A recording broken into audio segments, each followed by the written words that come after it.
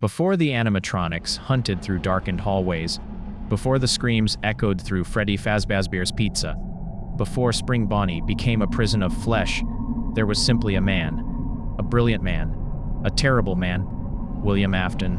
Understanding Springtrap means understanding William Afton. And understanding William Afton means descending into one of gaming's most disturbing psychological profiles. Journey that begins not with murder, but ambition. The man behind the monster, what creates a killer? What transforms an engineer, a businessman, a father into something that wears the skin of humanity while possessing none of its warmth? The games give us fragments, voices in the dark, whispers of who William Afton was before he became the monster. While the mainline game canon remains deliberately sparse on William's origins, what we do know paints a portrait of a man defined by control, innovation, and an emptiness that no amount of creation could fill. William Afton was, by all accounts, a genius. His understanding of animatronic engineering exceeded anything the entertainment industry had seen. But genius without empathy is merely a tool waiting to be misused, and William's genius would be turned toward the darkest of purposes.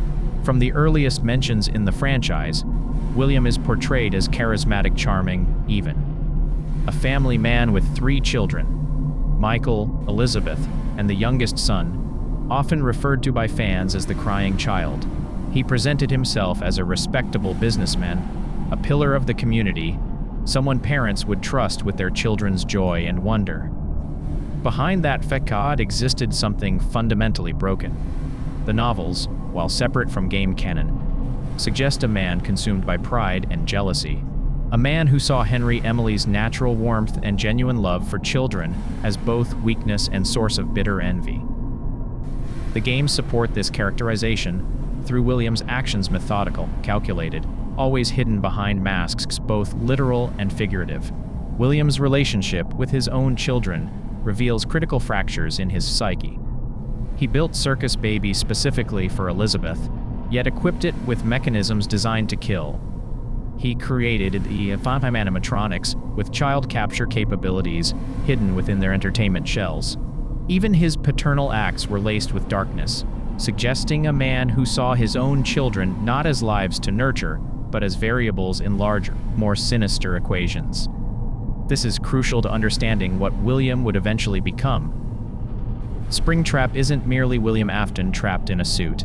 Springtrap is the physical manifestation of what William always was. A predator wearing something designed to bring joy, corrupted into an instrument of death.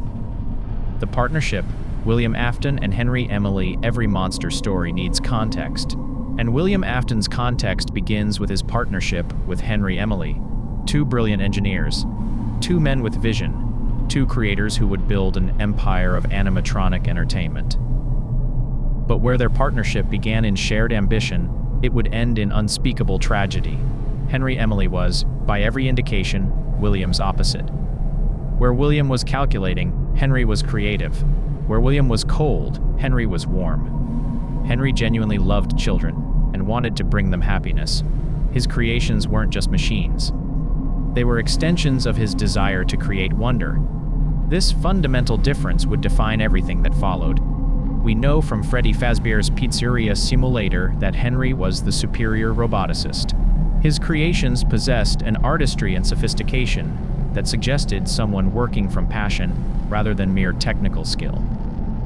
The security puppet, created to protect his daughter Charlotte, demonstrates philosophy technology in service of love and protection. William's creations, by contrast, always carried a darker edge, functional, efficient, and increasingly designed with purposes that had nothing to do with entertainment. The partnership likely began in the early 1970s, possibly late 1960s. 2 men with different skills but compatible visions. Henry provided the heart and artistic direction. William provided the engineering precision and business acumen. Together, they would create something unprecedented in family entertainment. But even from the beginning, there were signs. Small things. Decisions that seemed practical but carried implications. William's insistence on certain design features.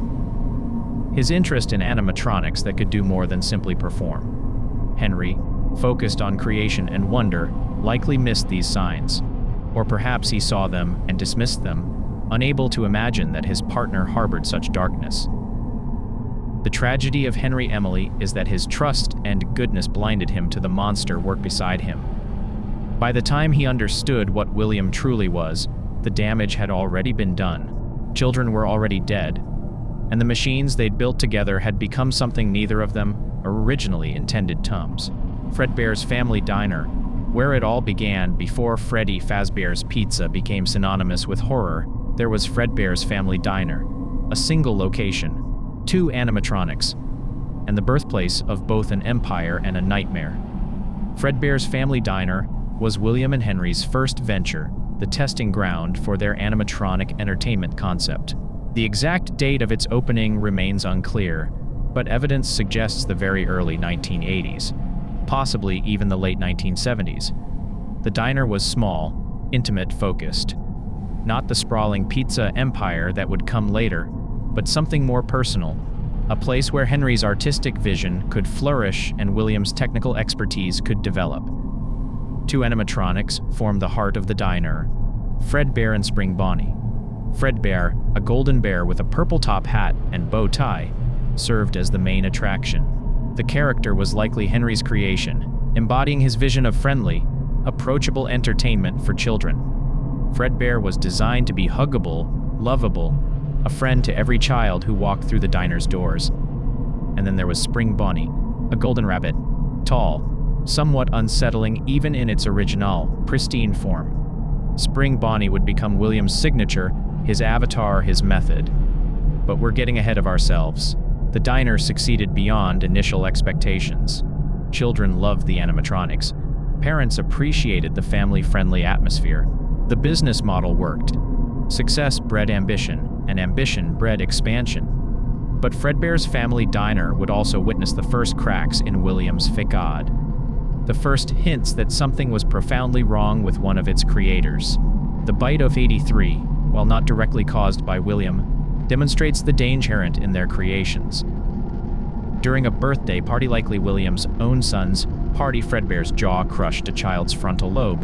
Whether this was the crying child, William's youngest son, remains a subject of debate, but the evidence strongly suggests it. William witnessed this, possibly orchestrated the circumstances that led to it, either through neglect or deliberate engineering of the animatronics' functions. Did this event awaken something in William, or merely reveal what was already there? The child died, and William learned something crucial. Death could be preserved. Consciousness could linger. The line between life and death was not as solid as others believed. Fredbear's Family Diner would eventually close, but its legacy lived on. The Springlock suits continued. The characters were repurposed and reimagined. And William's interest in the boundary between life and death grew into obsession. The Springlock suits. Engineering death, the Springlock suits represent William Afton's most brilliant and most dangerous innovation. To understand why Spring Bonnie matters, why it became William's tool and eventually his prison, we must understand the Springlock technology itself. Conventional animatronics of the era were exactly that, animatronics. Machines that performed automated routines, controlled by programming and servos. They could entertain, but they were obviously mechanical, limited in their interaction capabilities. William and Henry wanted more. They wanted animatronics that could also function as costumes, allowing human performers to interact directly with children, creating more personal, memorable experiences. The solution was ingenious: springlock mechanisms. The suits contained numerous spring-loaded components that could be manually wound and locked into place. When locked, these springs compressed the animatronic parts, the servos, the machinery, the endoskeleton components into the suit's inner walls, creating a space where a human performer could safely wear the suit. In theory, it was revolutionary. One suit. Cost-effective, versatile. In practice, it was a death trap. Phone Guy in Five Nights at Freddy's 3 provides crucial information about the Springlock suits. The Springlock suits are extremely dangerous. They're designed to function both as an animatronic and as a suit, but they're fragile. The spring locks can be set loose, by the slightest moisture or movement. One malfunction, and the animatronic parts, the hard metal and sharp edges, all snap right into the wearer. He continues, describing the death such a failure would cause. The spring locks snap right into you, making eye contact impossible. Well, you get the picture. The death would be instantaneous, agonizing, and grotesque. Metal and machinery piercing flesh, compressing organs, transforming the human body into just another component of the animatronic structure. Multiple Springlock failures occurred. Phone Guy mentions incidents at sister locations, suggesting this wasn't isolated. Employees died. The suits were deemed dangerously. The Springlock suits were retired from active use, relegated to back rooms and storage. But William kept the Spring Bonnie suit. Why? Because William understood something others didn't. The suits weren't just entertainment devices or death traps. They were tools. And William had found a use for Spring Bonnie that had nothing to do with entertaining children. Well, not in the way Henry intended, anyway. Spring Bonnie, the yellow rabbit. Why did Spring Bonnie exist? On the surface, merchandising, brand recognition, giving Fredbear a companion character. Spring Bonnie was the sidekick, the secondary mascot. Not as prominent as Fredbear, but memorable, distinct. The rabbit design was intentional. Rabbits symbolize innocence, playfulness, spring rebirth. Perfect for children's entertainment. The golden yellow color made Spring Bonnie visually distinct, eye-catching. But the design also carried something unsettling. The proportions were slightly off, too tall, too thin. The face, even when maintained and clean, had an uncanny quality. The eyes seemed hollow, the smile too wide. Perhaps these qualities were unintentional. Perhaps they were limitations of the technology and materials of the era. Or perhaps William, already harboring his darker interests, influenced the design in subtle ways, making Spring Bonnie friendly enough to attract children, but with an edge that appealed to something in William's broken psyche. Spring Bonnie became William's favorite, his signature. While Henry connected with Fredbear and his later creations, William gravitated toward the rabbit. He performed in the suit. Multiple accounts and minigames show a performer in the Spring Bonnie costume entertaining children. Given William's role in the company and his technical expertise with the suits, he was likely one of the primary Spring Bonnie performers. This gave him access, trust, authority. A man in a Spring Bonnie suit could go anywhere in the diner or pizza restaurant, could interact with any child, could lead children away from crowds, from safety, from life. The suit became his tool, his disguise, his method, and eventually his tomb. Before Spring Bonnie became Springtrap, before the suit became a prison, it was a lure. And William used it with devastating effectiveness. The obsession, death and remnant. What drives a man to murder children? Power? Gratification? Madness? For William Afton, the answer appears to be something both complex and more disturbing: knowledge. William became obsessed with death, but not in the way of a typical serial killer. William wasn't interested in the act of killing itself. He was interested in what came after, what lingered, what remained. Remnant. The concept of remnant is crucial to understanding William's motivations. While the term is introduced explicitly in later games and supplementary materials, the concept underlies everything William does. Remnant is, essentially, the soul made tangible. When someone dies in close proximity to animatronic components, particularly in traumatic circumstances, something of their consciousness, their life force, can bind to the metal. The soul becomes anchored, unable to pass on, trapped in a liminal state between life and death. William discovered this principle either through research, experimentation, or observation. Possibly the bite of 83 provided an early clue. His own son, dying in Fredbear's jaws, may have exhibited signs that consciousness could persist beyond clinical death. This discovery would consume him. Because if souls could be bound to animatronics, then death wasn't an ending. It was a transformation. And if William could understand the mechanism, control it, replicate, he could achieve something beyond human limitation. Immortality, not the peaceful afterlife promised by religion, not the natural soul cycle of life and death, but immortality through merging consciousness with machine. living forever, even if that life was fundamentally changed. But understanding Remnant required experimentation. And experimentation required subjects. Children were ideal. Their souls were strong, their life force potent. Their deaths in conjunction with the animatronics would create the clearest results. This is what separates William from conventional understanding of serial killers. He didn't kill for pleasure, though he may have derived satisfaction from it. He killed for data, for understanding, for the pursuit of a goal that justified, in his twisted logic, any atrocity. The novels provide additional context that, while not game canon, aligns with William's characterization. In The Silver Eyes, William is portrayed as someone who wanted to understand how to make things that never died. His fascination with Henry's creations wasn't just professional jealousy, it was envy of Henry's ability to bring things to life, and a determination to go further, to create life that persisted beyond limits. William's workshop, glimpsed in various minigames and security logbook images, contains diagrams, schematics, notes, the tools of a man conducting research.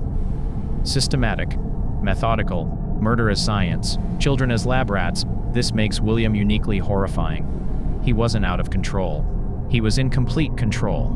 Every death served a purpose in his grand design, and Spring Bonnie was his instrument. The Missing Children, June 26th. A date that echoes through 5 nights at Freddy's lore with the weight of tragedy. The Missing Children incident. 5 children, 1 murderer, and the creation of something that would haunt Freddy Fazbear's Pizza for decades. The incident at Freddy Fazbear's Pizza, the establishment had grown from Fredbear's family diner's success. The exact year remains debated, but evidence suggests 985. 5 children attended the restaurant. Their names, revealed through various sources: Gabrielle, Jeremy, Susie, Fritz, and Cassidy. They were lured. One by one or in a group, the exact methodology varies across evidence, but the tool was consistent. Spring Bonnie, a man in a Spring Bonnie suit, approached them, spoke to them, perhaps promised them something, perhaps told them their parents were waiting, perhaps offered them a private party, a special show, a glimpse behind the scenes. The children trusted the rabbit. Why wouldn't they? It was Spring Bonnie, the friendly animatronic they'd seen perform. The suit represented safety, fun, joy. They followed, and William Afton murdered them. The details of their deaths remain mercifully obscured by the game's presentation, shown only in the most abstract of minigames. But the outcome is clear. 5 children entered that back room. None came out. But William didn't simply kill them. He stuffed their bodies into the animatronic suits. Freddy, Chica, and Golden Freddy. The logic was practical in William's cold calculation. The suits would hide the bodies. The animatronics sealed nature, and the restaurant's willful ignorance would prevent discovery. By the time anyone looked inside the suits, if they ever did, decomposition would be advanced enough to obscure evidence. But William's plan had an effect he may or may not have anticipated. The children's souls didn't pass on. Traumatized, murdered, stuffed into the very machines that had brought them joy, their consciousness bound to the animatronics. They became the suits, possessed them, gave them an awareness and purpose that no programming could create. The Missing Children incident transformed Freddy Fazbear's Pizza into a haunted place. The animatronics began to move strangely. Their eyes followed people. They acted with intention that seemed impossible for their programming, but they didn't remember everything. Death had fragmented them. They knew they'd been wronged, killed. They recognized they were dead, but the specifics killed them. What had happened remained hazy. They remembered the yellow rabbit. In the FNAF 3 minigames, we see the children's perspective. Colorful, simplified, almost innocent graphics depicting their last moments. Following Spring Bonnie, the purple figure, purple guy, William Afton visible in some frames. Save them, one minigame pleads, but they couldn't be saved. The moment they followed Spring Bonnie, their fate was sealed. The restaurant's response to the missing children was corporate damage control. An arrest was made. According to newspaper clippings visible in the first game, the suspect was released due to lack of evidence. This was likely William himself, already demonstrating the ability to evade consequence. that would characterize his later actions. The suits began to smell, to leak, blood and mucus, the newspapers report. The day shift was given to someone else, someone who didn't ask questions. But the business continued. Freddy Fazbear's Pizza remained open. Children continued to visit, unaware they were playing in a tomb. William had gotten away with it. And he would kill again. Every known victim connected to Spring Bonnie, the missing children incident, wasn't William's only crime, but it was the most significant use of the Spring Bonnie suit as a lure and disguise. However, understanding the complete scope of Spring Bonnie's victims requires examining every death connected to the Yellow Rabbit. The Missing Children Incident 5. Gabrielle possessing Freddy. Jeremy possessing Bonnie. Susie possessing Chica. Fritz possessing Foxy. And Cassidy, the most vindictive, possessing Golden Freddy. Susie's story receives particular attention in the Fruity Maze minigame from Pizzeria Simulator. We see her lured not in the restaurant, but outside. William uses her dead dog as emotional manipulation. He's not really dead, the Spring Bonnie figure tells her. Come with me. Whether this represents the actual method of her abduction or a symbolic representation of William's manipulation tactics, it demonstrates the calculated cruelty of his approach. Charlotte Emily. Though not killed while William wore Spring Bonnie, Charlotte's death represents the likely beginning of William's murder spree. As Henry's daughter, Charlotte held symbolic significance. Her death, shown in the FNAF 2 Take Cake to the Children minigame, occurs outside Fredbear's family diner. William, represented by the Percar and Purple figure, kills her in what appears to be a crime of opportunity or perhaps intentional targeting of Henry's child. Charlotte possesses the security puppet, the animatronic Henry built to protect her. Her death arguably catalyzed everything that followed, both William's escalation and Henry's eventual quest for redemption and revenge. The bite victim, crying child, William's own son, killed in the bite of 83. While not directly murdered by William, the death occurred due to William's negligence and the design flaws of the Springlock suits. Some interpretations suggest William deliberately created the circumstances that led to his son's death, testing his theories about Remnant on his own child. The child is believed by many to possess Golden Freddy alongside Cassidy, or possibly the Fredbear animatronic itself, creating a fusion of victim and machine that mirrors what William himself will become. Elizabeth Afton, William's daughter, killed by Circus Baby, an animatronic William specifically designed with child capture capabilities. While not Spring Bonnie, Elizabeth's death demonstrates William's willingness to sacrifice even his own children to his experiments with Remnant and possessed animatronics. Additional victims. The exact number of William's victims remains unclear. FNAF 6 completion ending refers to a wound first inflicted on me, suggesting Charlotte, but one that I let bleed out to cause all of this, suggesting William continued killing. The Save Them minigame in FNAF 2 shows multiple dead children at a Freddy's location, with Purple Guy visible. Whether these are new victims or representations of the original 5 is debated, but the minigame suggests ongoing murders. The number 6 appears repeatedly in the series, possibly indicating 6 total child victims of William, though this remains speculative. What is certain? Spring Bonnie was William's primary tool. The Yellow Rabbit suit allowed him access, trust, and disguise. Children followed Spring Bonnie because Spring Bonnie represented safety and fun. That William corrupted this symbol of childhood joy into an instrument of death reveals everything about his character. He didn't just kill children. He weaponized their innocence against them. Psychological profile. Understanding William Afton, what kind of man murders children in a rabbit suit? Psychologically, William Afton presents as a complex amalgamation of personality disorders and pathological traits. Narcissistic personality disorder manifests in William's grandiosity and sense of exceptionalism. He believes himself above conventional morality, uniquely positioned to unlock secrets of life and death.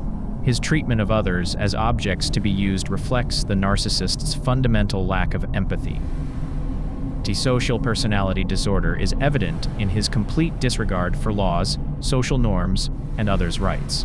William demonstrates the classic psychopathic trait of instrumental aggression violence in service of goals rather than emotional explosion.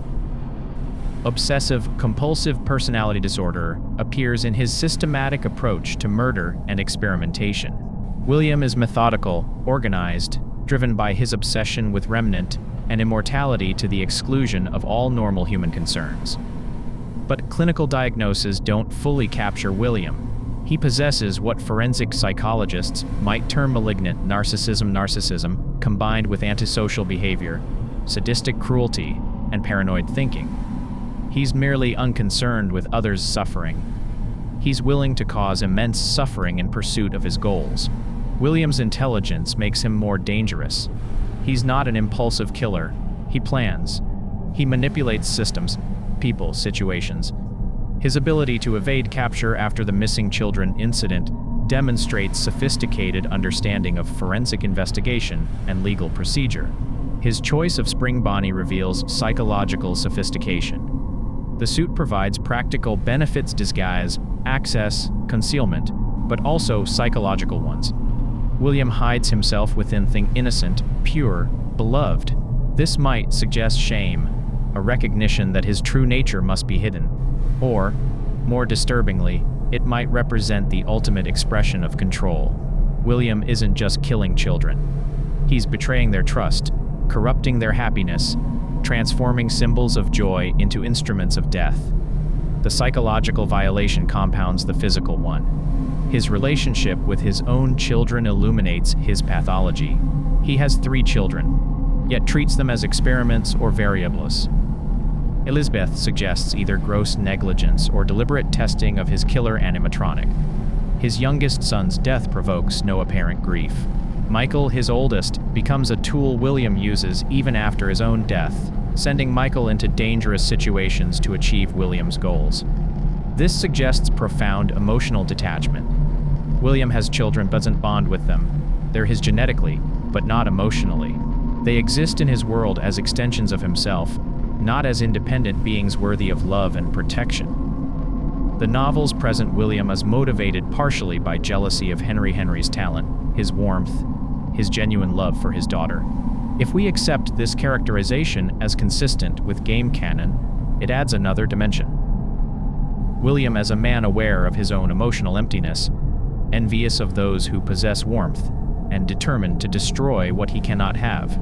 His immortality obsession might stem from fear of death, but more likely from inability to accept limitation. Death is the ultimate loss of control. For someone as narcissistic and controlling as William, death represents unacceptable defeat. So he pursues remnant, merging soul and machine, transforming death from ending into transition. He'll become something else, something that persists, even if that existence is torture. Which brings us to the ultimate irony of William Afton's story.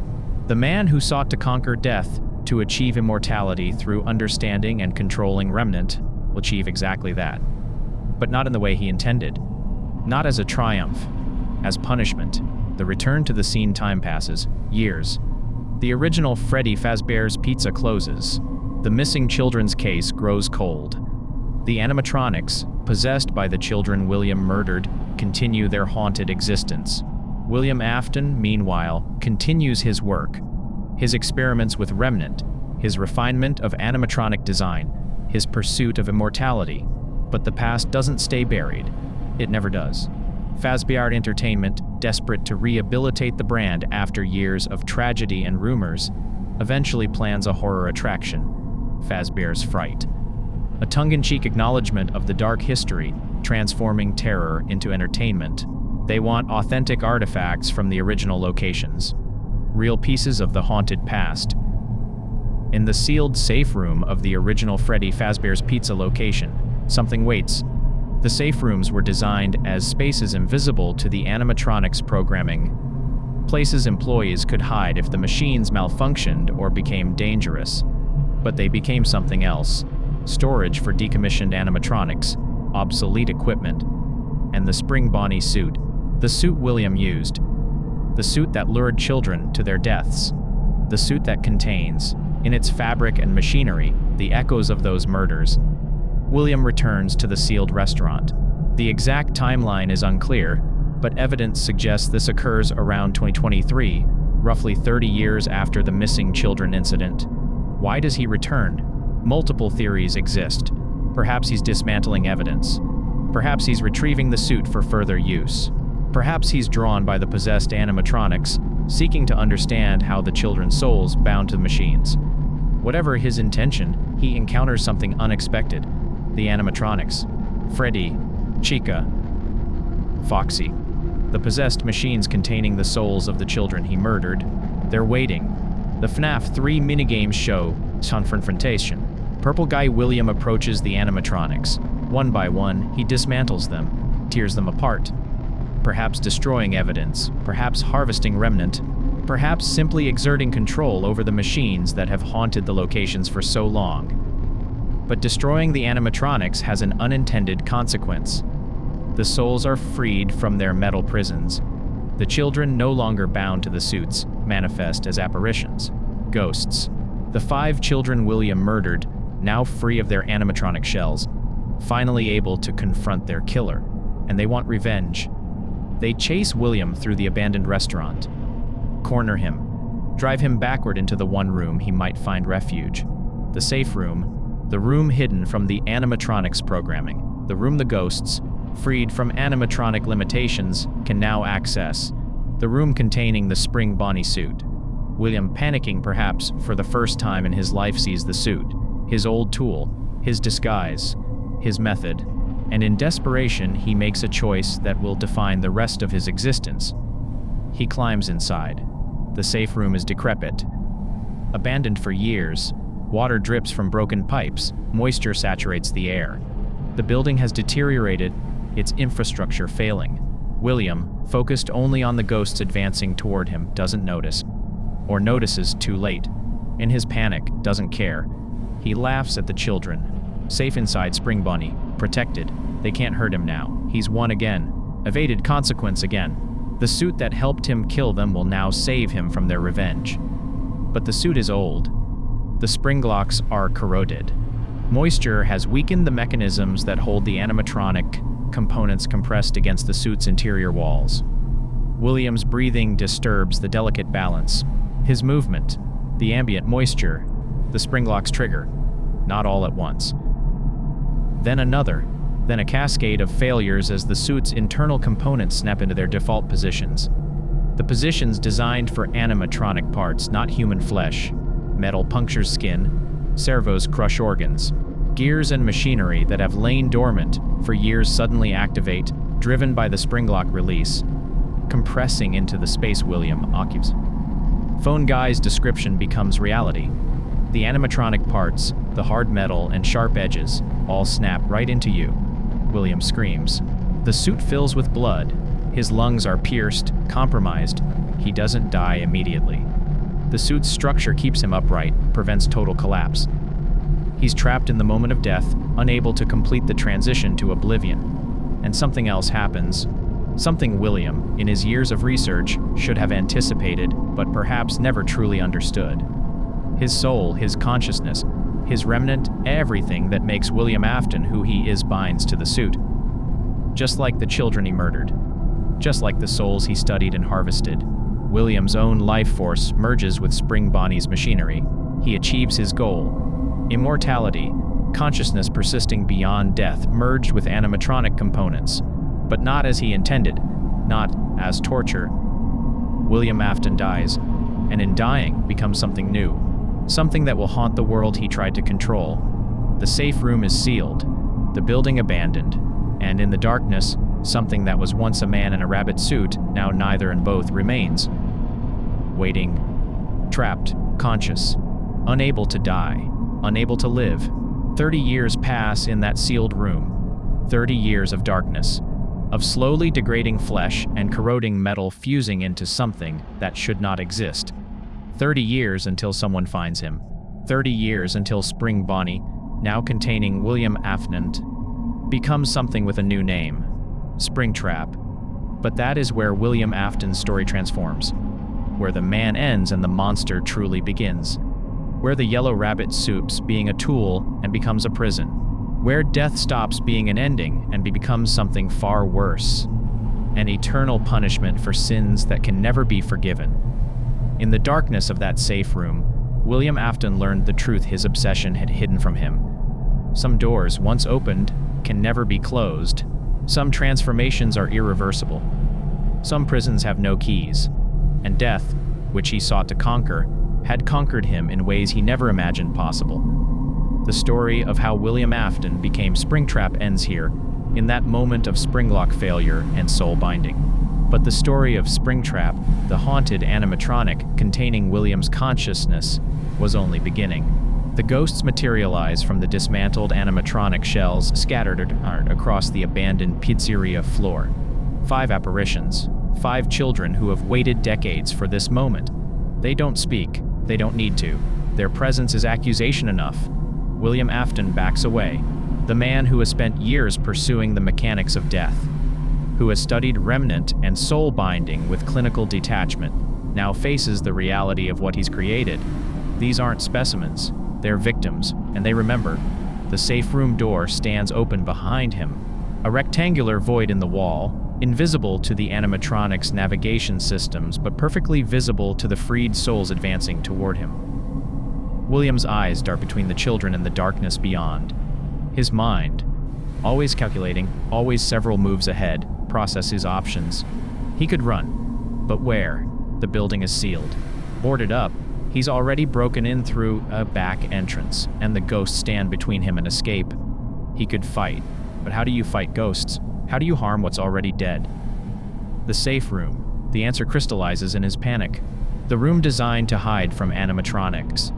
If he enters, perhaps the programming, the fundamental rules that govern these machines will still prevent them from following. But these aren't machines anymore. They're souls wearing the echo of machine logic. William stumbles backward into the safe room. The ghosts follow. No hesitation. No invisible barrier stopping them. They advance with terrible purpose, transparent hands reaching, eyes hollow but filled with recognition. They know him.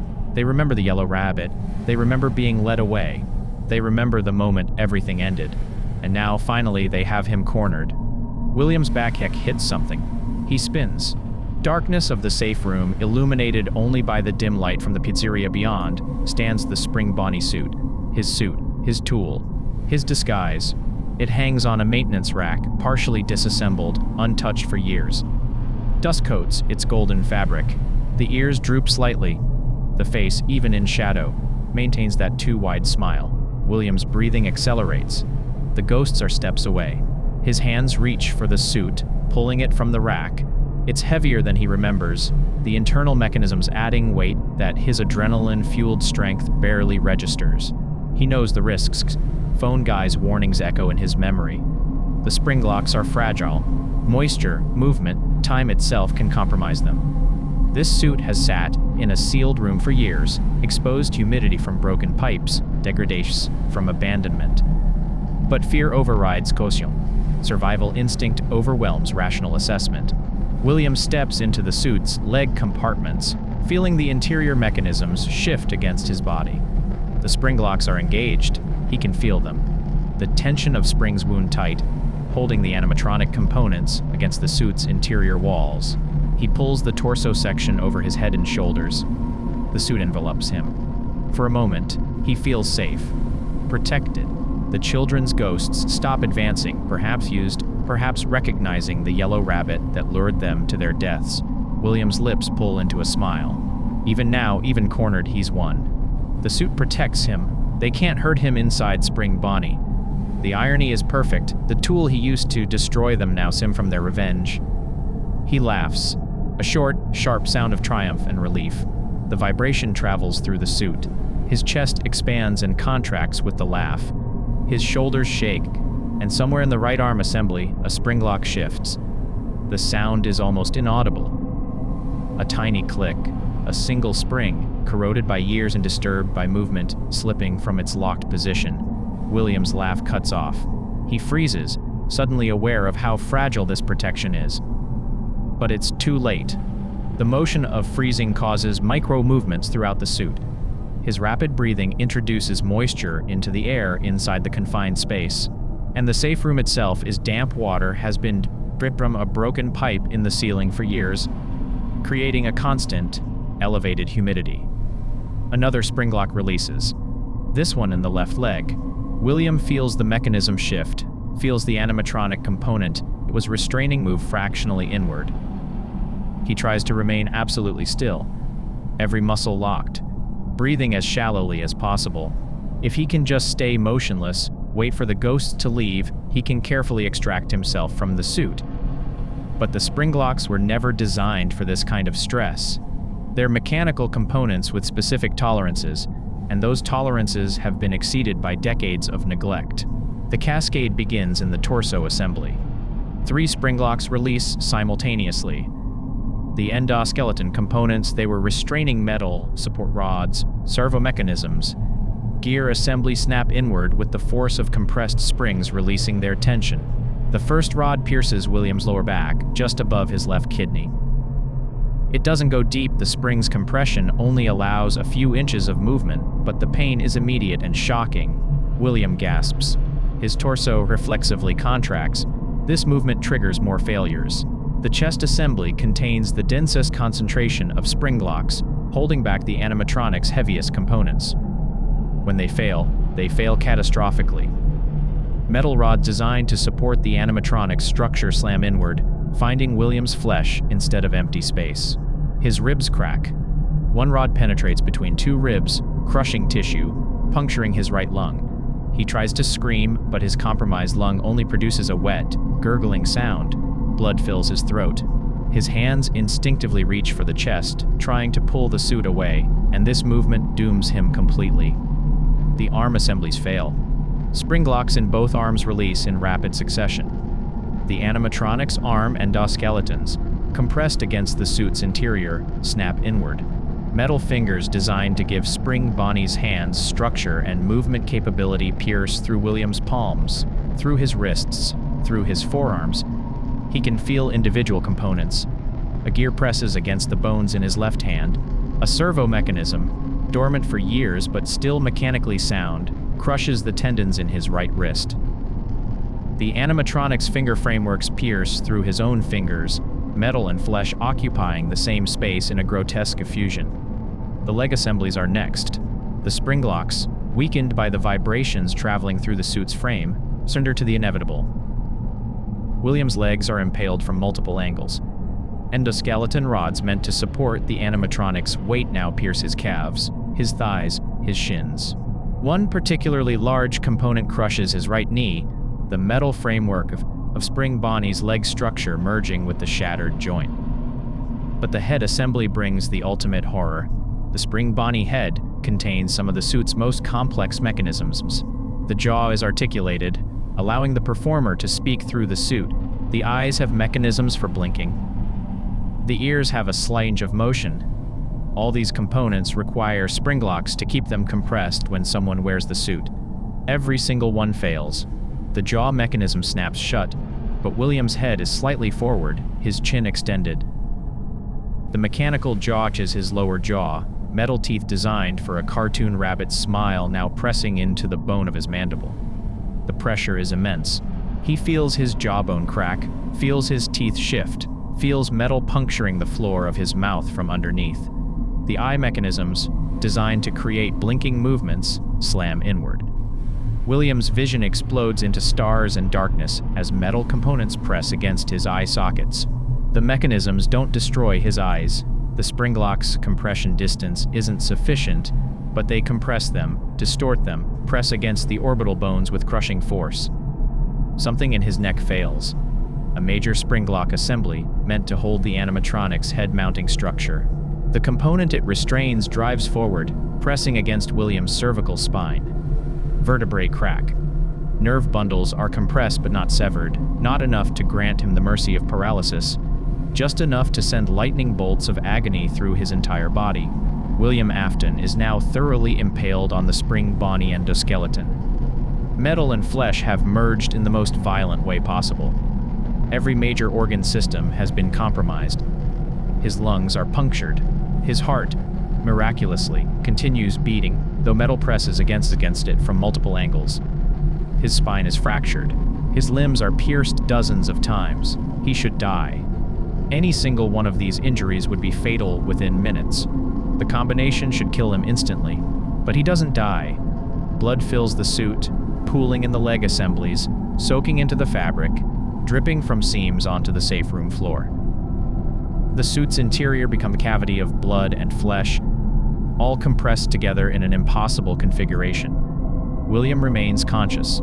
His eyes, compressed but still functional, can see. The ghosts stand at the safe room entrance, watching, witnessing, perhaps satisfied. Perhaps merely observing the consequences of his actions made manifest. He tries to move.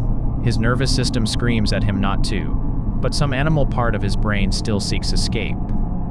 Any movement causes metal to shift inside his flesh, tearing new wounds, grinding against bone. The pain is absolute, all-encompassing, beyond anything human language can adequately describe. Every nerve ending in his body fires simultaneously.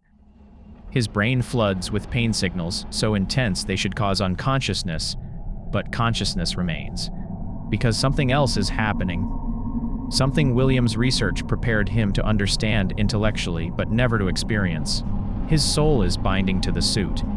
The trauma of death, violent, prolonged, agonizing, combined with the mechanical components piercing his body, creates the exact conditions William has studied for years. The circumstances that cause remnant to form, that anchor consciousness to metal. He discovered this principle, used it, weaponized it, created it deliberately in the children he murdered. And now he's experiencing it firsthand. His consciousness refuses to dissipate. The metal fragments embedded in his flesh serve as anchors. His life force, his identity, everything makes William Afton who he is, binds to the Spring suit at a fundamental level. He isn't dying. He's transforming. The process takes hours. In the darkness of the sealed safe room, William's body slowly ceases functioning according to normal biological processes and begins operating according to different rules. Rules he spent years researching. Rules governing remnant and possessed animatronics. His heart eventually stops. His lungs stop attempting to draw breath through pierced tissue. His organs shut down one by one. But consciousness remains, persists. William Afton still exists, but no longer as a living human being. He exists as something else, something that has never existed before, not a ghost possessing an animatronic shell like the children. William's body is still present, still physically merged with the suit. His corpse and the Springbony animatronic have become one entity. The ghosts watch until the transformation is complete, until the thing in the yellow suit stops thrashing and goes still, until the screams become silence. Then they fade, their purpose fulfilled, their revenge witnessed. They don't disappear entirely. Their souls remain bound to this world, seeking final rest that will only come much later. But they withdraw from the safe room. The door seals. Whether through mechanical failure or deliberate action by Fazbear Entertainment employees who eventually come to permanently close the location, the safe room becomes invisible. The doorway is covered, plastered over, hidden behind a wall, and William Afton, now more Springbony than man, remains inside, trapped in absolute darkness, fully conscious, unable to move, unable to die. 30 years begin. The decades behind the wall imagine consciousness without release. Imagine awareness without sleep, without unconsciousness, without any escape from existence. For 30 years, the entity that was William Afton and is now something else entirely remains sealed in the safe room. The darkness is complete. No light penetrates the walls that hide him. No sound reaches him except the gradual deterioration of the building around him. His physical form decays. Flesh rots. Organs liquefy. The moisture that triggered this failure now accelerates decomposition. Bacteria consume what's left of William's biological tissue. Skin turns gray-green, then black, then sloughs away in places. But the decay is incomplete. The suit prevents decomposition. Then the metal framework being every part of William's body provides structure. The spring lock mechanisms, now locked in their deployed positions, hold the corpse in place. More critically, the remnant preserves something. Not the flesh that rots normally, but the animatronic components themselves. The metal infused with William's consciousness doesn't corrode as it should. The endoskeleton fragments embedded in his flesh remain structurally sound. Time passes with agonizing slowness when you cannot sleep, cannot think clearly, cannot do anything but exist. Does William dream? Do fragments of memory replay endlessly? Does he relive his murders, his experiments, his life before the suit? Or does the decay of his brain tissue reduce consciousness to something more primitive, pure awareness without coherent thought? The games don't answer these questions. They can't. There's no way to depict 30 years of sensory deprivation and undeath. But we know he remains aware. Because when he's finally discovered, he responds. He moons. The suit changes during these decades. The blood that soaked into the fabric dries into permanent stains. The golden yellow darkens, becomes dirty brown in places, rust-colored in others. The fabric tears where metal punctured through from inside. The face becomes corrupted, the smile now a rictus grin stretched over William's partially mummified skull. The animatronic components, infused with remnant, begin functioning again. Not through electrical power, the safe room has no power source, but through something else. The same energy that allows possessed animatronics to move allows Springtrap's mechanisms to operate. William learns to control them, slowly. Over years of effort, he learns to move fingers that are both metal and his own rotted flesh. To shift limbs that are both endoskeleton and bone. To manipulate a body that shouldn't be able to move at all. The walls around him occasionally transmit vibrations. Footsteps above. Voices in adjacent spaces. The building is abandoned, but urban explorers sometimes enter. Squatters occasionally seek shelter. Each time, William becomes aware of life beyond his prison, and wants it, needs it. Not for companionship. William Afton never needed human connection. He needs to continue his work, to pursue his goals, to exist in the world rather than behind a wall. But he cannot escape. The wall is solid, the room sealed. No amount of effort can break through construction materials with the limited strength his decayed, damaged body possesses. So he waits, conscious, aware, trapped, until one day the vibrations change, become more regular, purposeful, construction sounds, demolition sounds. Someone is renovating the building. Discovery the year is 2023. Fazbear's Fright, the horror attraction, is being constructed on the bones of Freddy Fazbear's Pizza. The development team has a specific vision. Authenticity. They want real artifacts from the pizzeria's haunted history. Original animatronic parts. Vintage posters. Actual components from the locations where children died. It's exploitation masquerading as tribute. Tourism at its most cynical. Taking real tragedy and packaging it as entertainment. They gut the building. Remove walls. Excavate rooms that have been sealed for decades. And they find the safe room. Phone dude enthusiastic, naive, excited by the morbid history he's commodifying, describes the discovery in a message to the night guard. We found one. A real one. It's amazing. The most crazy thing I've ever seen. And you'll see it when you come in tomorrow. What they found was Springtrap. The technicians who first entered the safe room reported a smell decomposition, mildew, decay contained in a sealed space for 30 years. The suit sat against the back wall, slumped, covered in grime and stains that might have been blood. They assumed it was another animatronic. Damaged, certainly. In terrible condition, absolutely, but just a machine. A prop, perfect for their horror attraction. They didn't look closely at the suit's interior. Didn't examine the organic matter visible through tears in the fabric. Didn't question why an animatronic would smell like rotting flesh. Or perhaps they did notice, and assumed it was contamination from rodents or other animals that died in the sealed room. They removed Springtrap from the safe room, transported him into the main attraction area, set him up in a room visible through security cameras, a prized discovery to terrify customers. And William Afton, for the first time in 30 years, experienced light.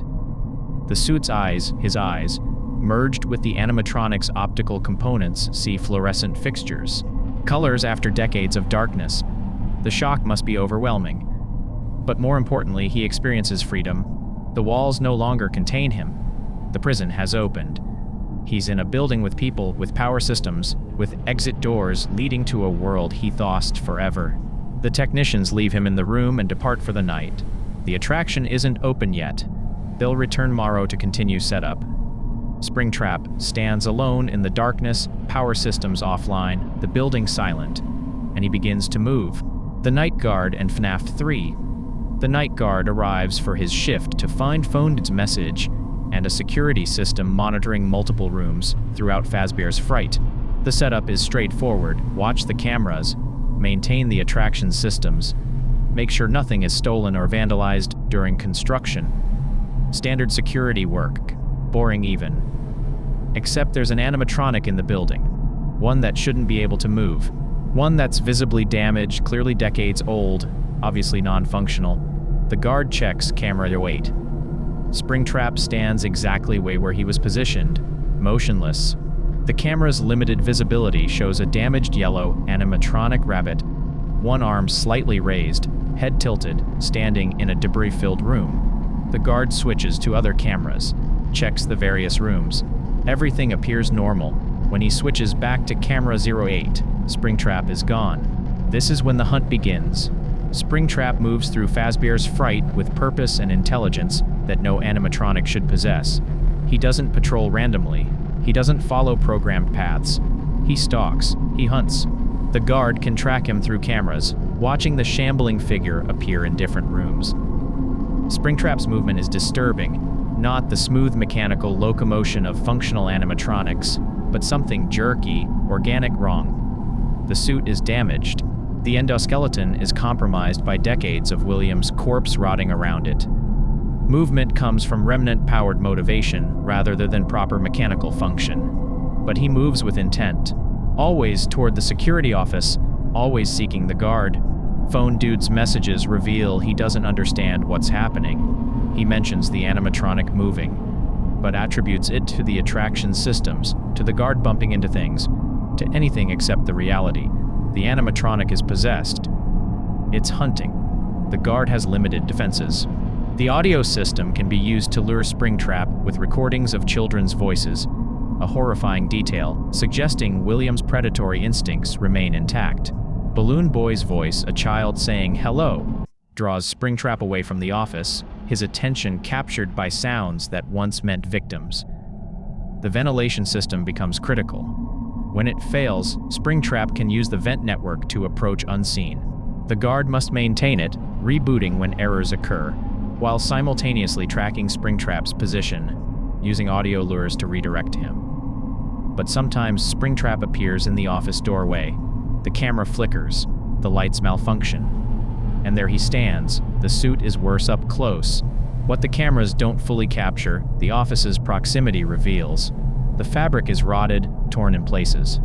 Through the tears, something that isn't animatronic machinery, gray-brown organic matter, bone fragments, a human skull visible inside the animatronic head, William's actual skull merged with Spring Bonnie's framework. The face is nightmare fuel. The animatronic's fixed smile combines with the stretched flesh of William's mummified face to create something that's neither machine nor corpse, but both. The eye's animatronic optics merged with William's withered eyeballs possess an awareness that machines shouldn't have. When Springtrap appears in the doorway, if the guard looks directly at him, sometimes the suit twitches. The head turns slightly. The arm raises. Movement that's too organic, too purposeful to be mechanical failure. And then Springtrap attacks. The screen goes black. Sounds of struggle, of metal moving, of the guard's final moments play over static. Game over. But the implication is clear. The guard dies. Another victim of William Afton, 3 decades after his own death. Night after night, the pattern repeats. Springtrap hunts. Survives or doesn't. The attraction's opening date approaches, and throughout, the minigames provide context. The minigame is Memory and Truth Between Nights. The player experiences minigame sample, arcade-style sequences that reveal critical lore.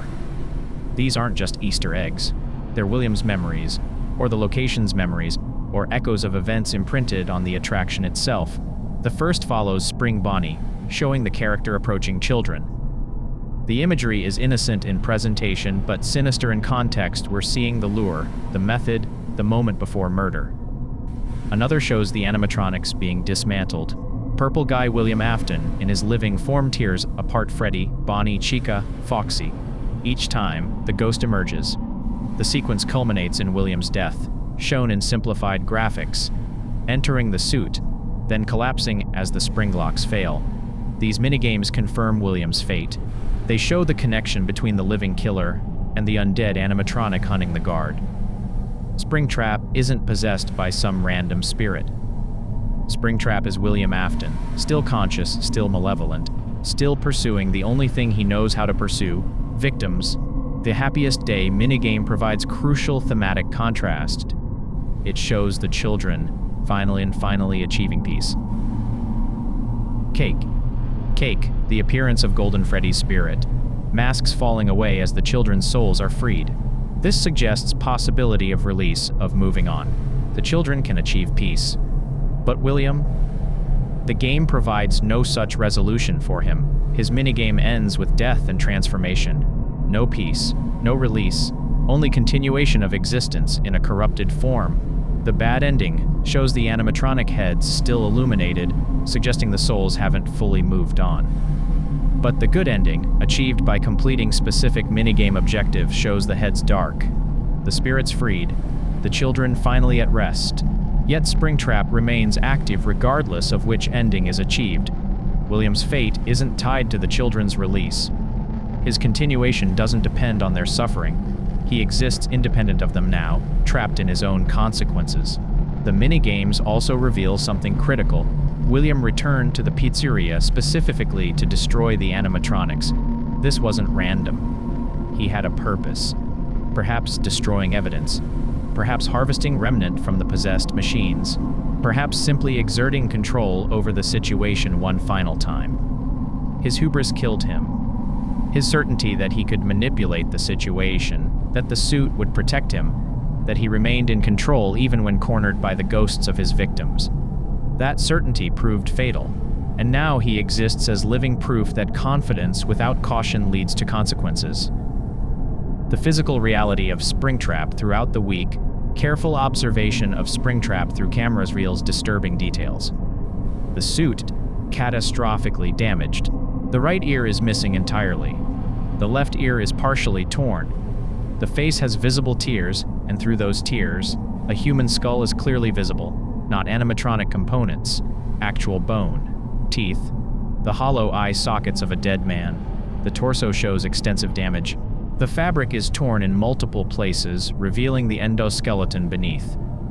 But mixed with the metal framework are unmistakable organic elements: withered muscle tissue, dried tendons, what might be intestinal matter, mummified and dark.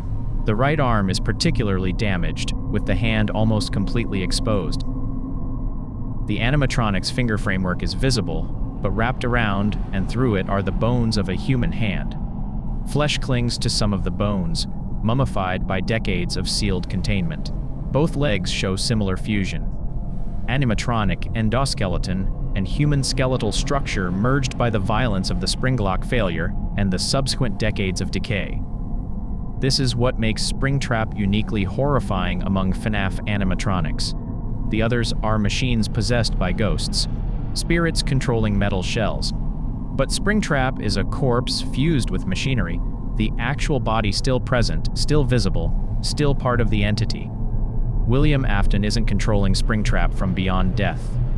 William Afton is Springtrap, the body, the consciousness, the remnant all merged into a single being that's neither fully alive nor fully dead. The smell, mentioned in Phone Dude's messages, makes sense now.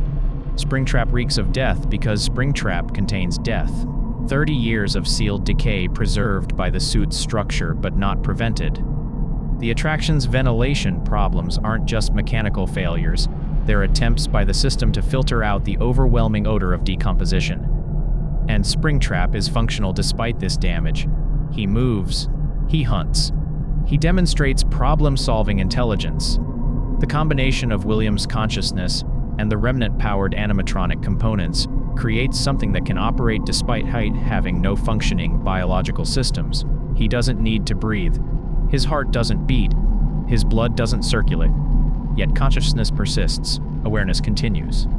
Intent drives action. This is the immortality William sought. But it's a mockery of the transcendent. He's not beyond death, he's trapped in its embrace. Not alive, but unable to die. Conscious, but imprisoned in a rotting shell. Free to move, but fundamentally trapped in the consequences of his actions. The phone calls and hidden lore phone guys training tape, played throughout the week, provide additional context. These are recordings from the original Freddy Fazbear's Pizza, decades old, preserved and repurposed for Fazbear's Fright. They discuss the Springlock suits in detail, the mechanisms, the dangers, the proper handling procedures. Phone guy's voice, professional but increasingly nervous across the series, describes exactly the death that William experienced. The Springlock suits are not to be touched, activated, or worn. If you come into contact with a Springlock suit, please notify your supervisor immediately. By the final tape, the terror is explicit. There has been somewhat of an unfortunate incident at one of the sister locations involving multiple and simultaneous Springlock failures. The use of the suits has been discontinued for the time being.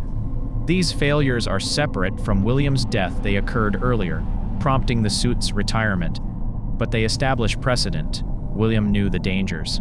He understood exactly what would happen if the Springlocks failed while someone was inside. He chose to enter the suit anyway. Desperation overrode knowledge. Fear conquered caution. The newspaper clippings visible in the end-of-night sequences provide additional narrative threads.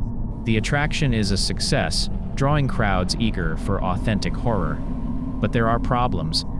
Malfunctions, reports of a foul odor, and blood-like substances in certain areas. The attraction's management dismisses these concerns, attributes them to the age of the artifacts, to theatrical effects gone wrong, anything except the reality. They've brought a corpse animatronic hybrid into their building, and it's actively decomposing while hunting their employees. The final newspaper reveals the inevitable conclusion. Fazbear's Fright burns to the ground. The Fire Night 6 ends. The guard survives or doesn't, the canon outcome isn't specified, but what follows is certain. Fazbear's Fright burns. The newspaper provides minimal detail. Employees and visitors are advised to contact authorities with any information regarding the fire. Attempts to contact the restaurant's owner have been unsuccessful. The fire is presented as accidental. Faulty wiring, the article suggests. But the timing is suspect. The attraction burns immediately after the week of Springtrap's hunting behavior. After the manifestation of hostile paranormal activity. After an undead animatronic stalked employees through the building night after night. The fire's origin remains officially unknown, but there are possibilities. Perhaps the guard, surviving the week and understanding what Springtrap truly is, sets the fire deliberately, attempting to destroy the abomination, to end William's existence, to prevent future victims. Perhaps the attraction's systems, taxed by constant ventilation problems and electrical anomalies caused by Springtrap's presence, simply fail catastrophically. Or perhaps William himself causes it, intentionally or accidentally. His movement through electrical systems, his interference with the attraction's infrastructure, creating the conditions for fire as he navigates the building. The good endings is an image. A single wall partially destroyed, with Springtrap's head visible in the shadows, watching, still present, suggesting survival. Because fire, while destructive to the building and potentially to the organic matter comprising William's corpse, doesn't destroy remnant. Heat can transfer it, melt it, relocate it, but not eliminate it. The souls trapped in the classic animatronics might be freed by fire's purifying nature. Their connection to the metal is spiritual rather than physical. But William's remnant is different. His soul isn't just possessing the suit, it's fused with it.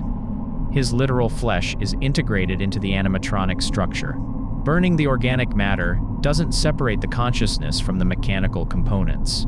Springtrap burns. The remaining flesh chars. The fabric ignites. The synthetic materials comprising the suit's exterior melt and blacken. But the endoskeleton, the metal framework piercing William's skeleton, doesn't burn, it warps. It's damaged, but metal doesn't combust at temperatures a building fire produces. And so Springtrap survives, damaged further, reduced even more from his original form. Conscious, aware, still existing. The fire department arrives. They extinguish the flames, they investigate the wreckage, and in the debris, they find animatronic parts, vintage attractions damaged in the fire. Nothing worth preserving or examining closely. They catalog it as loss. The attraction is completely destroyed. Total write-off. The owner be contacted likely abandoned the project when it became a liability nightmare. The remains are cleared away. Some pieces are salvaged by collectors. Some are sold to entertainment companies looking for spare parts. Some are simply disposed of, and Springtrap, or what's left of him, moves on. Because William Afton's story doesn't end with fire. It never does. Every time he seems destroyed, he returns. Every attempt to end his existence merely transforms him further. The man became a monster in a yellow rabbit suit. The monster survived 30 years sealed in darkness. The corpse animatronic survived another week hunting through Fazbear's Fright. And now, damaged by fire, reduced to charred metal and burnt remnants of flesh, Springtrap continues. Because this is William's immortality. Not glorious transcendence. Not peaceful persistence. But endless continuation regardless of damage, regardless of consequences, regardless of justice demanding his cessation. He sought to conquer death. Instead, death conquered him, but incompletely, leaving him trapped in existence when oblivion would be mercy. The fire's smoke clears. The building's wreckage is hauled away. Fazbear's Fright becomes another failed chapter in Freddy Fazbear's cursed history. And somewhere in the aftermath, burned, damaged, but still conscious, Springtrap endures. Always returning. Always continuing. Always trapped in the consequences of choices made decades ago in a yellow rabbit suit. The children found peace. Their souls were freed. The good ending shows their rest achieved. But William Afton Purple Guy, child murderer, remnant researcher, and now the creature called Springtrap finds no such release. Only fire, damage, and the promise of continuation. The story moves forward, but for William, trapped in an existence that can't end, there is no forward. Only the eternal present of consciousness without peace. Awareness without release. Springtrap walks from the ashes, and the nightmare continues. The ashes settle. The investigation concludes. Fair's Fright is declared a total loss, its remains scattered across salvage yards and dumpsters throughout the city. But something walks away from the wreckage. Not intact, not whole, but conscious. Springtrap emerges from the fire fundamentally changed. The flames consumed what little remained of the Spring Bonnie suit's original appearance. The yellow fabric is now blackened, charred beyond recognition. The cosmetic elements, the bow tie, the decorative features are gone, melted or burned away completely. What remains is skeletal. The endoskeleton is fully exposed in places, the suit's exterior shell damaged so extensively that the internal framework is visible. William's corpse, already mummified by decades of sealed decay, is now additionally charred. Burnt flesh fused to burnt metal creates a nightmarish amalgamation that barely resembles anything that once lived. The right arm is catastrophically damaged. The forearm is missing entirely, leaving exposed endoskeleton rods and the charred bones of William's arm extending from the elbow. The hand that remains is more bone than animatronic, the metal finger frameworks by heat. The skull is fully visible now. The animatronic head's covering has burned away on one side, revealing William Afton's actual blackened, teeth exposed, eye sockets hollow. The mechanical components that once gave Spring Bonnie's face its shape now human skull, like a grotesque crown. This is what William has become, not Springtrap anymore, that identity burned in Fazbear's Fright. What emerges from the fire is something else, something fans will eventually call Scraptrap, though the entity itself has no name for what it is. Just continuation, just existence without purpose beyond existing. William moves through the aftermath in a state that might charitably be called survival. He has no goals now, no grand designs. The fire damaged more than his physical form. It scattered whatever plans remained in his fragmented consciousness. He simply persists, moving through shadows, avoiding detection, existing in the margins of the world he once sought to control. Years pass, we don't know how many. The timeline becomes unclear, the gaps filled with William's aimless wandering. He's a ghost story now, an urban legend. Occasional sightings of something burnt and skeletal, dismissed as hoaxes or hallucinations. But he's real, and he's aware. Somewhere in that charred skull, William Afton's consciousness continues its terrible vigil, until something draws him back. A signal, an advertisement, an opportunity. Fazbear Entertainment is trying again. The trap, Freddy Fazbear's Pizzeria Simulator. The advertisement is perfect bait for William has become. Catalog discount. Animatronics for any occasion. Starting your own pizzeria? Looking for affordable furnishings? We have everything you need. To anyone else, it's a liquidation sale. Fazbear Entertainment selling off assets, clearing inventory, trying to recoup losses from decades of failed ventures. But to William, it represents something else. Access to animatronics, to Remnant, to the technology he spent his life researching and his death embodying. He's drawn to it. Perhaps consciously, perhaps through instinct buried in his Remnant-infused existence. The advertisement promises exactly what something William would seek. And so he comes to a location that claims to be a new pizzeria startup. A fresh beginning for the Fazbear brand under new management. But it's not a pizzeria, it's a trap. The building is a facade. The management position advertised isn't real employment, it's bait for a specific target. The entire operation is an elaborate mechanism designed by one man with one purpose. Henry Emily has been planning this for years. The game presents itself as a pizzeria management simulator. The player revealed to be Michael Afton, William's son, runs the restaurant by day. Orders equipment, manages finance, handles customers.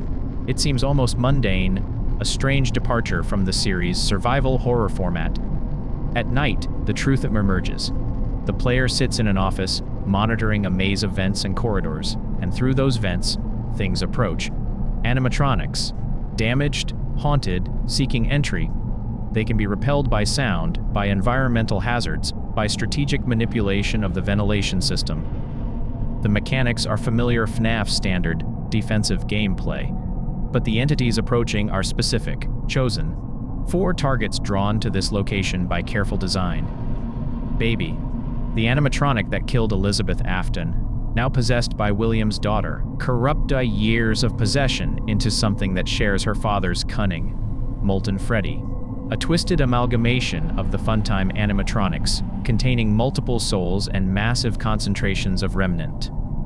Lefty, a seeming normal animatronic that conceals something precious. The puppet, possessed by Charlotte Emily, Henry's daughter, and Scraptrap, William Afton in his post-fire form, drawn by the promise of animatronic salvage and the irresistible pull toward anything connected to his life's work.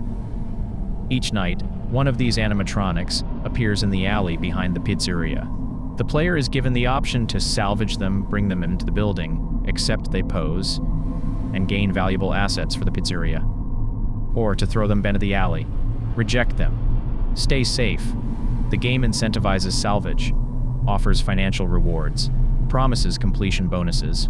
It wants the player to bring all 4 animatronics into the building, because Henry's plan requires all of them in one place. The salvage sequences are tense, intimate encounters. The player sits across from the animatronic, testing it with audio prompts while it's theoretically restrained. But restraints mean nothing to possessed animatronics. At any moment, they might lunge, attack, kill the player despite the supposed safety protocols. Scraptrap's salvage sequence is particularly significant. The audio testing awakens something in the charred animatronic. His head twitches, the skeletal hand moves. Behind the blackened skull, awareness sharpens. Michael Afton sits across from his father's corpse, neither fully recognizing the other. Michael, who has his own complex history with death and Remnant, facing William without either acknowledging their relationship. The salvage succeeds. Scraptrap is brought into the pizzeria, placed in the vent system with the others, and every night thereafter, He hunts through the corridors, drawn toward Michael's office by instincts he no longer fully understands. Does William recognize his son? Does some fragment of paternal awareness exist in the remnant-sustained consciousness? Or is Michael simply another target, another potential victim to pursue? The game never clarifies. We only see the hunt, the stalking, the arrival at the office door, Scraptrap's burnt skeletal form filling the doorway, his one remaining hand raised, his hollow skull face peering forward. And if Michael fails to repel him, the screen goes dark. Another death, another failure, the cycle continuing. But when Michael succeeds, when all 4 animatronics are salvaged, when the week is survived, the truth emerges. Saturday arrives. The pizzeria has made it through the week. The player expects the standard completion, the paycheck, the congratulations. Instead, they receive a different message. A voice, calm, measured, deeply sad. Henry Emily speaks. The speech, Henry's final act, connection terminated. Henry's voice fills the darkness, not a phone call, not a recording, a direct address to everyone trapped in the building. I'm sorry to interrupt you, Elizabeth, if you still even remember that name. But I'm afraid you've been misinformed. He's speaking to his daughter's killer, to the animatronic that murdered Elizabeth Afton and became corrupted by her spirit, explaining that this was never a real opportunity, never an escape. You are not here to receive a gift, nor have you been called here by the individual you assume, although you have indeed been called. The pizzeria was bait, every aspect designed to draw specific targets. The advertisement, the salvage opportunities, the promise of remnant and animatronic components. You have all been called here. Into a labyrinth of sounds and smells, misdirection and misfortune. Henry addresses each entity in turn, speaks to the souls trapped in the animatronics, promises them peace, tells them it's time to rest. But when he addresses William, the tone changes. And to you, my brave volunteer, who somehow found this job listing not intended for you. Although there was a way out planned for you, I have not what you want. Michael. Henry is speaking to Michael Afton, who took the management position knowing or discovering its true purpose, offering him escape, acknowledging Michael's right to survive this. I have a feeling that you are right where you want to be. Michael, who has spent years cleaning up his father's mistakes, who has been through his own death and resurrection, his own transformation into something not quite alive, who understands that some sins require permanent resolution. Michael stays, accepts what's coming, and then Henry addresses William directly. I'm going to come find you. The words are simple, but they carry the weight of decades. A partnership destroyed, a daughter murdered, years of guilt and planning culminating in this moment. I'm going to come find you. I'm going to come find you. The repetition emphasizes certainty, promise. But Henry isn't speaking about searching. He knows exactly where William is, knows he's trapped in the vent system with the others. He's speaking about confrontation, about final resolution, about doing what should have been done years ago when he first suspected his partner's nature. I should have known you wouldn't be content to disappear. Not my daughter. I couldn't save you then, so let me save you now. Henry addresses Charlotte, the puppet, his daughter's spirit trapped for decades in the security puppet he built to protect her, acknowledging his failure, offering redemption. It's time to rest, for you, and for those you have carried in your arms. The puppet has protected the other children's souls, guided them, held them together. But that burden has prevented Charlotte's own peace. The speech builds to its conclusion. Henry explains the mechanism. Exit. The mercy he's offering to souls that deserve rest. But not for William. This place will not be remembered, and the memory of everything that started this can finally begin to fade away. Erasure. Not just death, but obliteration. Removing every trace of the tragedy. Destroying the evidence of William's crimes so thoroughly that even memory won't preserve them, as the agony of every tragedy should. Henry understands what William created. Not just murders but sustained agony, souls trapped in machinery, children unable to move on. Consciousness preserved in torment. The tragedies should fade. The agony should end. And to you monsters trapped in the corridors, be still and give up your spirits. They don't belong to you. The animatronics themselves are addressed. The machines given absolution. They were tools, corrupted William's actions, used against their purpose. For most of you, I believe there is peace and perhaps more waiting for you after the smoke clears. Peace for the victims, release for the souls, an end to decades of haunting. Although for one of you, the darkest pit of hell has opened to swallow you whole, so don't keep the devil waiting, old friend, William. Henry's final words to his former partner carry mercy. No forgiveness, only condemnation, old friend. The words ache with history. They were friends once, partners, collaborators who built something wonderful before William corrupted it into nightmare. Now they end as enemies, creator and destroyer. The one who loved children and the one who murdered them. Henry's voice concludes, "My daughter, if you can hear me, I knew you would return as well. It's in your nature to protect the innocent. I'm sorry that on that day, the day you were shut out and left to die, no one was there to lift you up into their arms the way you lifted others into yours." A father's apology, an acknowledgement of failure. Charlotte died because he couldn't protect her, and she spent decades protecting others because that's who she is, who she was at her core. And then, what became of you? The puppet, the security puppet transformed into something haunted, a protector unable to save herself. I should have known you wouldn't be content to disappear. Not my daughter. I couldn't save you then, so let me save you now. Salvation through destruction, peace through fire. Henry's final words are for himself. It's time to rest. For you and for those you have carried in your arms. This ends for all of us. Henry Emily is in the building. He's been there all along, planning, preparing, building the trap that will finally end William Afton's existence. End communication. And the fire begins. The final fire the building systems activate. Not malfunctioned and deliberate activation. Every vent is sealed. Every exit locked. The pizzeria becomes a furnace, designed specifically to contain and destroy what's inside. Henry built this place with one purpose: incineration at temperatures sufficient to eliminate remnant itself. The fire spreads rapidly. Controlled accelerants ensure complete coverage. The temperature escalates beyond normal building fire levels. This is industrial-grade incineration. Inside the vents, Scraptrap realizes the heat builds. Smoke fills the corridors. The metal around him begins to warp. He tries to escape, claws at sealed vents. The remaining hand scrabbles against metal barriers that won't move.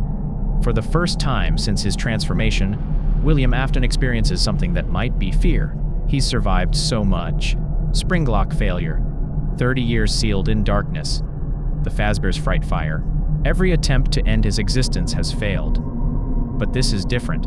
This fire is controlled, deliberate, designed specifically to destroy what he's become. The temperature reaches levels that melt the endoskeleton. The metal framework that has supported his consciousness for decades begins to liquefy. The fragments of his skeleton, embedded in the animatronic structure burn, calcify, disintegrate. Scraptrap's form collapses. The damaged suit can't maintain integrity. The burnt remains of William's corpse separate from the melting metal. Everything that comprised the entity flesh, bone, fabric breaks down into component elements, and still consciousness persists, because remnant doesn't burn easily. It requires sustained, intense heat. It requires specific conditions. Henry knew this. Spent years researching, understanding, determining exactly what was needed to eliminate William Afton permanently. The fire burns hotter. Specialized accelerants create temperatures approaching those of cremation furnaces. The building becomes a kiln, designed to reduce everything inside to ash and residue. The metal melts. The remnant sustaining William's consciousness is subjected to heat intense enough to break the bonds holding soul to substance. The connection between William's awareness and the physical world begins to fracture. For the first time since the Springlock Failure, William Afton's consciousness starts to fade. Not peacefully, not quietly. His awareness fragments, shatters, dissolves in agony that mirrors the original Springlock death, but extends far longer. The children's souls offered peace by Henry's design slip away easily. They're ready. They've waited for this. Charlotte guides them, and they move beyond the veil together. But William clings, fights, refuses release even as the physical anchors of his existence are destroyed. Some part of him understands, Beyond this fire lies judgment. Consequences. Everything he avoided through his remnant-sustained existence will finally catch up to him. The darkest pit of hell has opened to swallow you whole. Henry's words. William's consciousness, fragmenting as the remnant dissolves, reaches toward anything that might preserve it. But there's nothing left, no machinery to anchor to, no bodies to possess. Only heat and dissolution and the inevitable ending he's delayed for decades. The building collapses. The fire department arrives to find the structure fully engulfed, burned beyond saving. By the time they extinguish the flames, nothing remains but ash and twisted metal. Investigators find no bodies. The heat was too intense. Everything organic was consumed completely. Even the metal is barely identifiable, melted into unrecognizable shapes. 4 animatronics were supposedly inside. Now there's only slag and debris. No trace of what they were. No evidence of what they contained. The investigation concludes, accidental fire, likely electrical malfunction. The building is cleared. The site is sold. Eventually, something else will be built here. But in the wreckage and the ash, there's no trace of William Afton. No remnant signature. No lingering consciousness. No entity waiting to reconstitute itself. Henry's plan succeeded. The heat was sufficient. The conditions were correct. William Afton is gone. Destroyed, eliminated, reduced to nothing. Or so it seems. The symbolism of Springtrap. Before we can understand William's final fate, we must understand what Springtrap represents symbolically within Five Nights at Freddy's. Springtrap is consequence made physical. It's the perfect embodiment of actions returning to destroy their perpetrator. William used the Spring Bonnie suit to lure and murder children. He corrupted something designed to bring joy into an instrument of death. And that same suit became his eternal prison, his torture device, his punishment. The springlocks that gave the suit its functionality killed him. The technology he helped create turned against him through his own panicked decision. Engineering brilliance destroying its creator. The children's souls drove him into the suit. The victims he created forced him into the situation that killed him. Cause and effect, perfectly circular. And the remnant William's obsession, his life's work, his pursuit of immortality bound him to the suit permanently. The very phenomenon he studied and exploited trapped him in existence beyond death. He achieved exactly what he sought, consciousness persisting beyond mortality, but not transcendence. Imprisonment. Springtrap is also a corruption of innocence. The yellow rabbit suit represents childhood wonder twisted into nightmare. Spring Bonnie should symbolize fun, parties, happiness. Instead, it became synonymous with death, murder, horror. This mirrors William's entire existence. Everything he touched, his partnership with Henry, his family, his creations became corrupted. His son Michael was sent into dangerous situations, eventually dying and being resurrected as something not quite alive. His daughter Elizabeth was killed by an animatronic he designed. His youngest son died in the bite of 83, possibly to William's negligence or deliberate orchestration. Even his professional legacy is poison. Freddy Fazbear's Pizza should have been a successful entertainment venture. Instead, it became a chain of tragedy, multiple locations closing due to deaths and disappearances. William corrupts everything, and Springtrap is that corruption made visible, the rot exposed, the decay revealed. The visual design supports this symbolism. Springtrap is golden yellow, a color associated with joy and warmth, now darkened and stained. The friendly smile is now a rictus grin. The soft, huggable appearance is torn to reveal hard metal and harder bone beneath, its falseness exposed. The mask removed to show the horror underneath, which perfectly represents William himself, the charming businessman, facade stripped away to reveal the child murderer beneath. And Scraptrap continues this symbolism. After the Fazbear's Fright fire, even the prince is gone. The suit is burnt away. The skull is fully visible. There's no disguise anymore, no pleasant exterior. Only the skeleton of a monster and the framework that sustains it. Truth revealed, corruption fully exposed. The final evolution of consequence, the web of tragedy. William's influence to understand William Afton's complete impact on the Five Nights at Freddy's timeline. We must trace every tragedy back to its source. Fredbear's family diner. William's partnership with Henry creates the foundation for everything that follows. The Springlock suits are developed. The business model is established. The stage is set. Charlotte, Emily's death. The first murder. William kills Henry's daughter outside Fredbear's, possibly in a moment of jealousy or as a test of his developing theories about death and remnant. Charlotte possesses the security puppet, beginning the pattern of murdered children binding to animatronics. The 83, William's youngest son dies in Fredbear's jaws. Whether through negligence or deliberate action, William is complicit.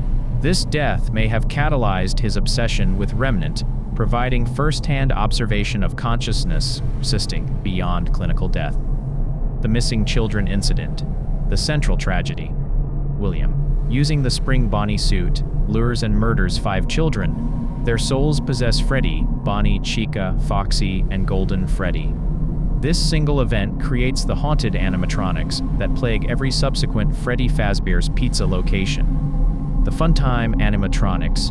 William creates animatronics specifically designed to capture and kill children. These machines, built for experimentation with remnant, represent the weaponization of his research.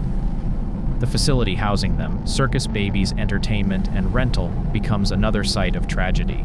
Elizabeth Afton's death. William's daughter is killed by Circus Baby, the animatronic he built supposedly for her. Baby possesses Elizabeth, or Elizabeth possesses Baby. The distinction becomes meaningless.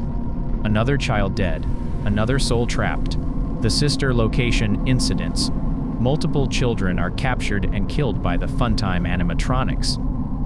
The exact number is unclear, but the remnant harvested from these murders is substantial. William uses this remnant in further experiments, creating increasingly sophisticated possessed animatronics. Michael Afton's journey. William sends his son Michael to dangerous situations. The sister location facility. The various Freddy's locations using Michael as an unwitting tool to achieve William's goals. Michael is scooped by the Funtime animatronics, his insides removed, his body used as a suit for the amalgamated animatronics to escape.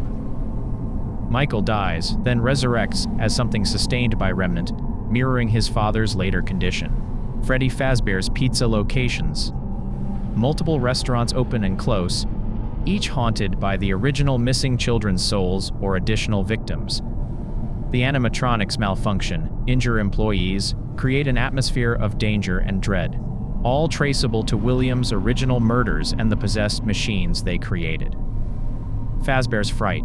The horror attraction burns, spreading William's influence even beyond the original timeline. By becoming Springtrap, William extends his impact into a new generation. The ultimate custom night, implied to be William's personal hell, tormented by the voices and presences of everyone he wronged. Every victim, every consequence manifested as eternal punishment. Every tragedy connects. Every death traces back. William Afton is the origin of Five Nights at Freddy's, the corruption from which all other corruption flows. Henry Emily created with love. William Afton destroyed with calculation. And the entire franchise is the story of that destruction echoing through decades, claiming victims long after William's physical death. Michael Afton.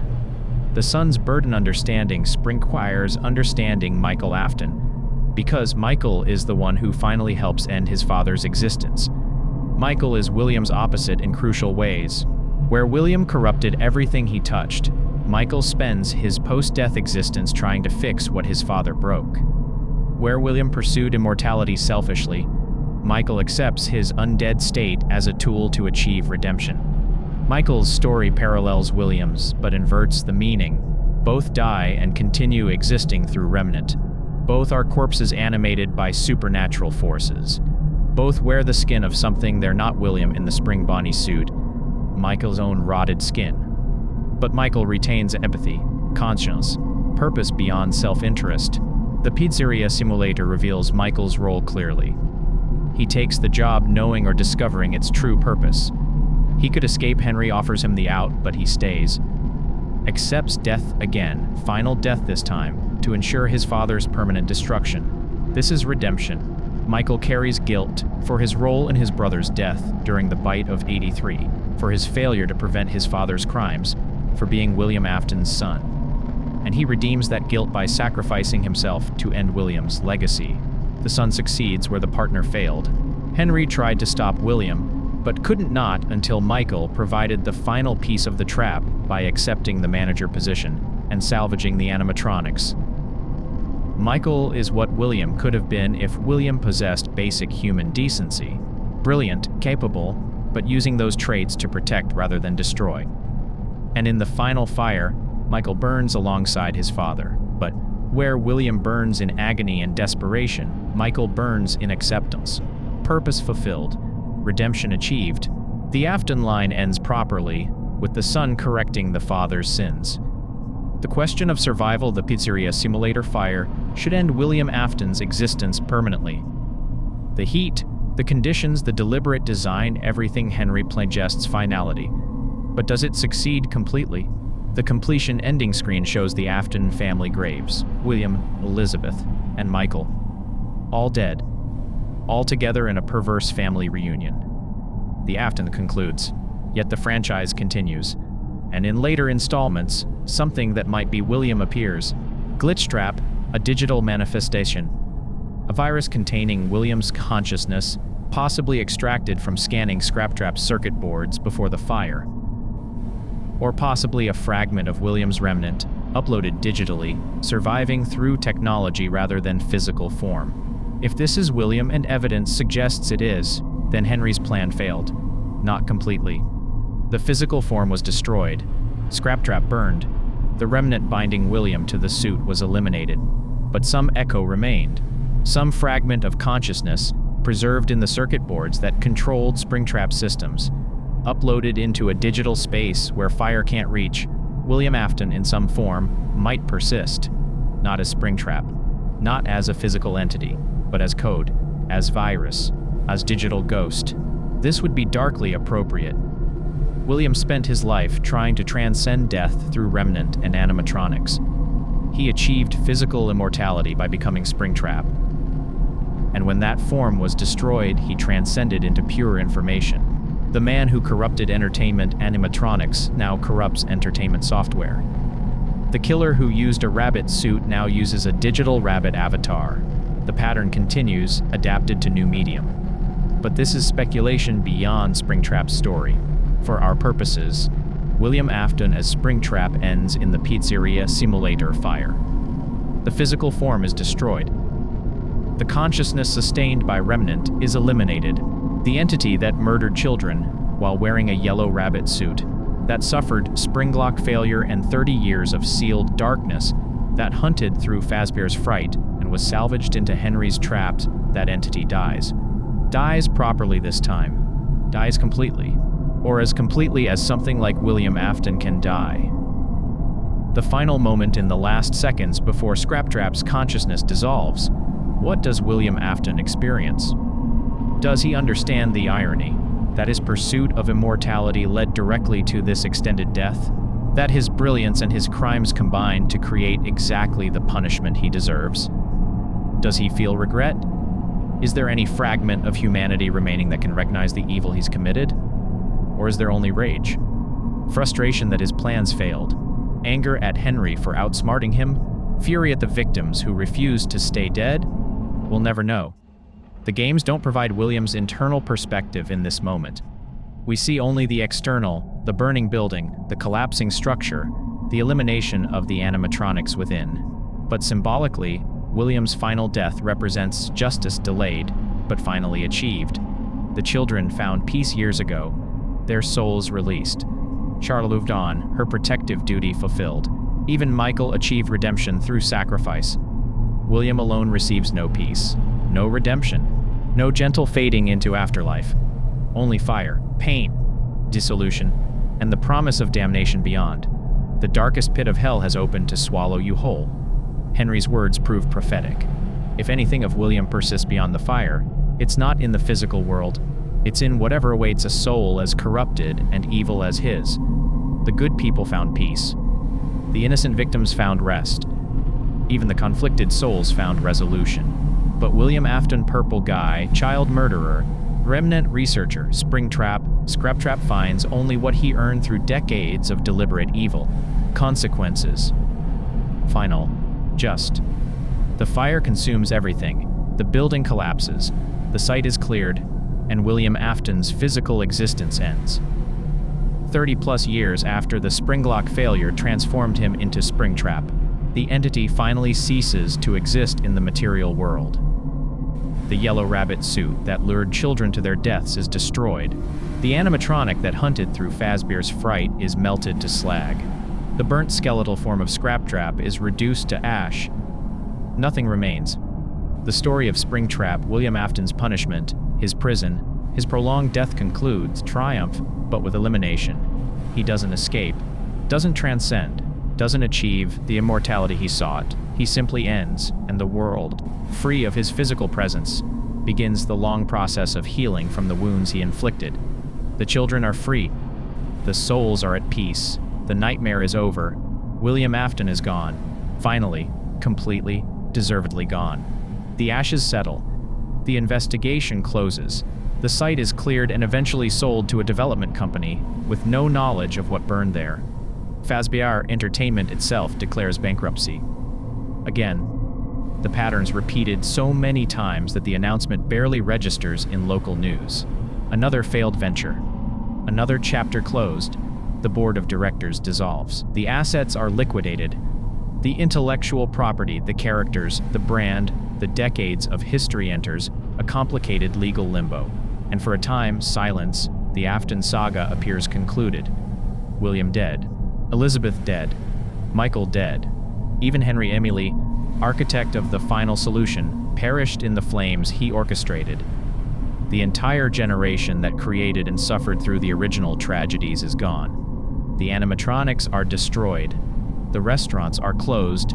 The murders are decades old, their files archived and forgotten. Five Nights at Freddy's, as a horror story, should end here. But nothing connected to William Afton stays buried. The digital resurrection years after the Pizzeria Simulator fire, a game development company obtains the rights to Freddy Fazbear's intellectual property. The brand, despite its dark history, has recognition value, nostalgia potential. The company plans a virtual reality experience, not horror, but celebration. Acknowledging the past while recontextualizing it as entertainment, they need assets, original materials to scan and digitize, authentic props to make the VR experience feel genuine. They obtain circuit boards from the Pizzeria Simulator location, damaged, partially burnt, salvaged from the wreckage before final disposal. The boards came from the animatronics destroyed in the fire, including Scraptrap. The development team scans these boards, extracts data, code fragments, behavioral subroutines, anything that might add authenticity to their virtual animatronics. And something else comes through.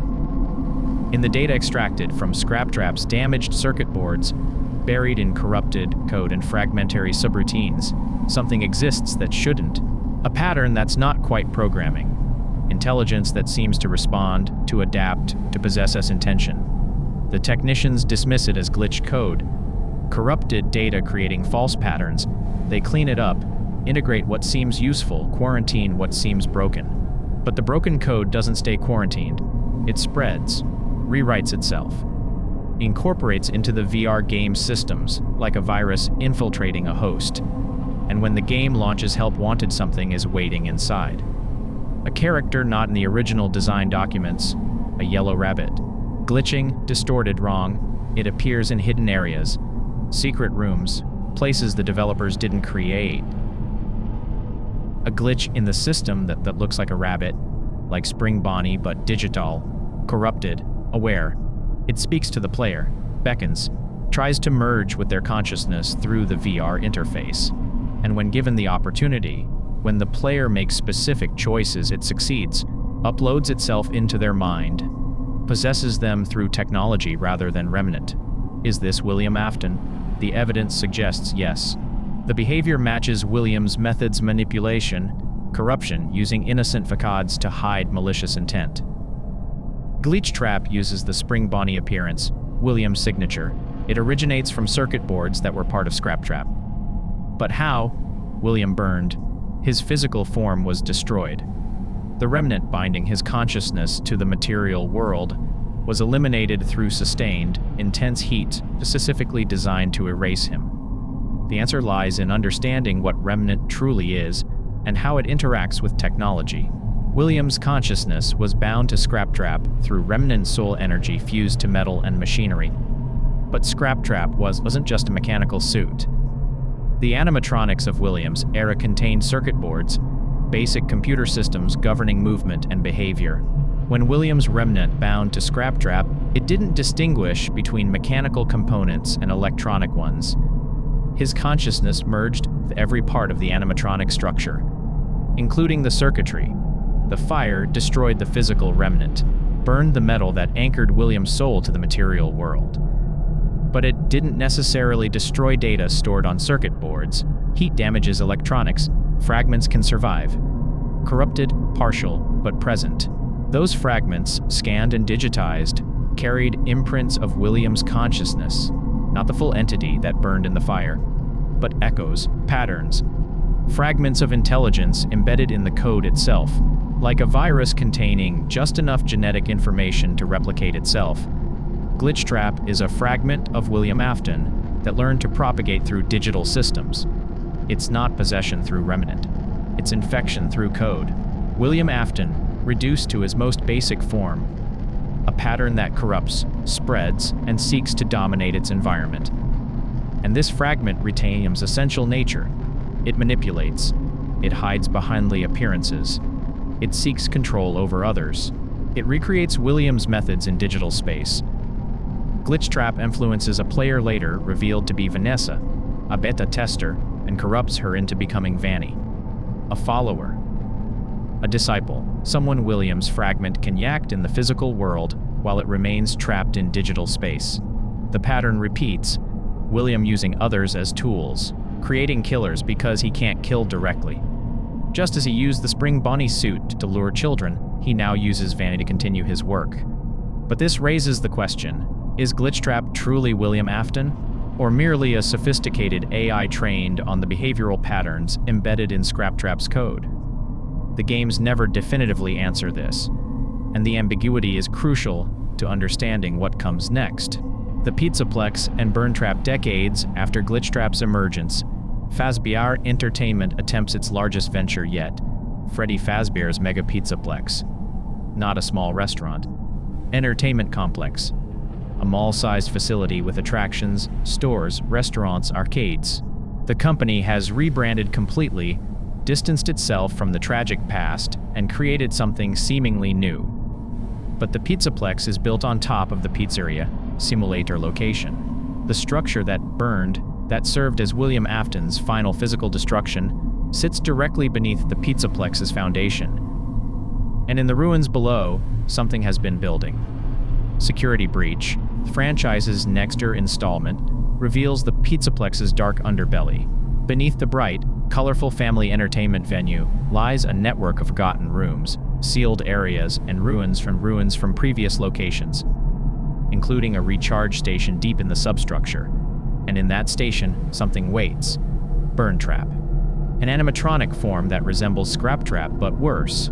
More decayed, more damaged, partially rebuilt with mismatched parts. The skull is more exposed, the suit almost entirely gone. The endoskeleton is a patchwork of old and new components. Wires extend from the body like tentacles, connecting to the surrounding machinery. The visual design suggests something that survived the pizzeria simulator fire, crawled into the ruins, and slowly rebuilt itself using whatever materials it could find over years or decades. But this contradicts what we witnessed. Scraptrap burned completely. The heat was sufficient to destroy remnant. The entity was eliminated. So what is Burntrap? 3 primary theories exist, each with supporting evidence. Theory 1. William survived. Perhaps the fire didn't completely destroy William's remnant. Perhaps a fragment remained enough to sustain minimal consciousness. Over years, that fragment pulled together components from the ruins, scavenged parts from destroyed animatronics, rebuilt itself slowly, incrementally, driven by nothing but the fundamental will to exist. Supporting evidence includes Burntrap's behavior. It acts with intention and intelligence. It's connected to Glitchtrap through the Pizzaplex's systems, suggesting continuity of consciousness. The design deliberately echoes Scraptrap, implying direct connection. And there's precedent. William has survived impossible circumstances before. Springlock Failure. Decades of sealed darkness. The Fazbear's Fright fire. Perhaps even Henry's specialized incineration couldn't fully eliminate him. This interpretation suggests William Afton is effectively unkillable. That consciousness bound to remnant can persist in even the smallest fragments, eventually reconstituting itself, given time and materials, makes William into something truly immortal. Not metaphorically, literally unable to be destroyed, capable of returning from any defeat, eternal in the most horrifying sense. Theory 2. The Mimic. The tales from the Pizzaplex book's supplementary materials of questionable canon status introduce an entity called the Mimic, an AI created by a Fazbear engineer designed to learn behaviors by observing and replicating them. The Mimic learned violence, was sealed away in the Pizzaplex's substructure, and according to some interpretations, the Mimic encountered remnant or data from William Afton's consciousness and began replicating his behaviors. This theory suggests Burntrap isn't William at all. It's an artificial entity mimicking William, using his appearance, his methods, his patterns, but without actually being him. Supporting evidence includes the design inconsistencies. Burntrap has 5 fingers on one hand, where Scraptrap had only 4. The body structure doesn't precisely match. The behavior, while malevolent, lacks the specific personality traits that characterized William. And philosophically, this interpretation suggests something more disturbing. William Afton has become a pattern that can be replicated. His evil isn't unique to him, it's a set of behaviors that can be learned and reproduced by any sufficiently advanced intelligence. William's legacy isn't his continued existence. It's that he created a template for evil that persists independent of him. Theory 3. Hybrid entity. Perhaps Burntrap is both and neither. A fusion of William's fragmentary remnant and the Mimic AI. The remnant provides consciousness and motivation. The AI's the framework and learning capability. Together, they create something that's William but not William. This interpretation acknowledges the evidence for both previous theories while suggesting something more complex. Burntrap acts like William because it contains fragments of his consciousness. But it's also its own entity, evolved beyond William's original personality. The truth remains unclear. Security Breach's story is deliberately ambiguous, and the RUN DLC complicates matters further. RUN and the scooping. The RUN DLC takes place after Security Breach's events. The Pizzaplex is abandoned, damaged, partially collapsed. The player controls Cassie, searching for her friend Gray in the ruins, and deep below, Burntrap's recharge station can be accessed. But Burntrap isn't there. The station shows signs of violent damage, claw marks, evidence of struggle. The connecting wires are severed, and nearby, in a different room, lies what appears to be Burntrap's endoskeleton.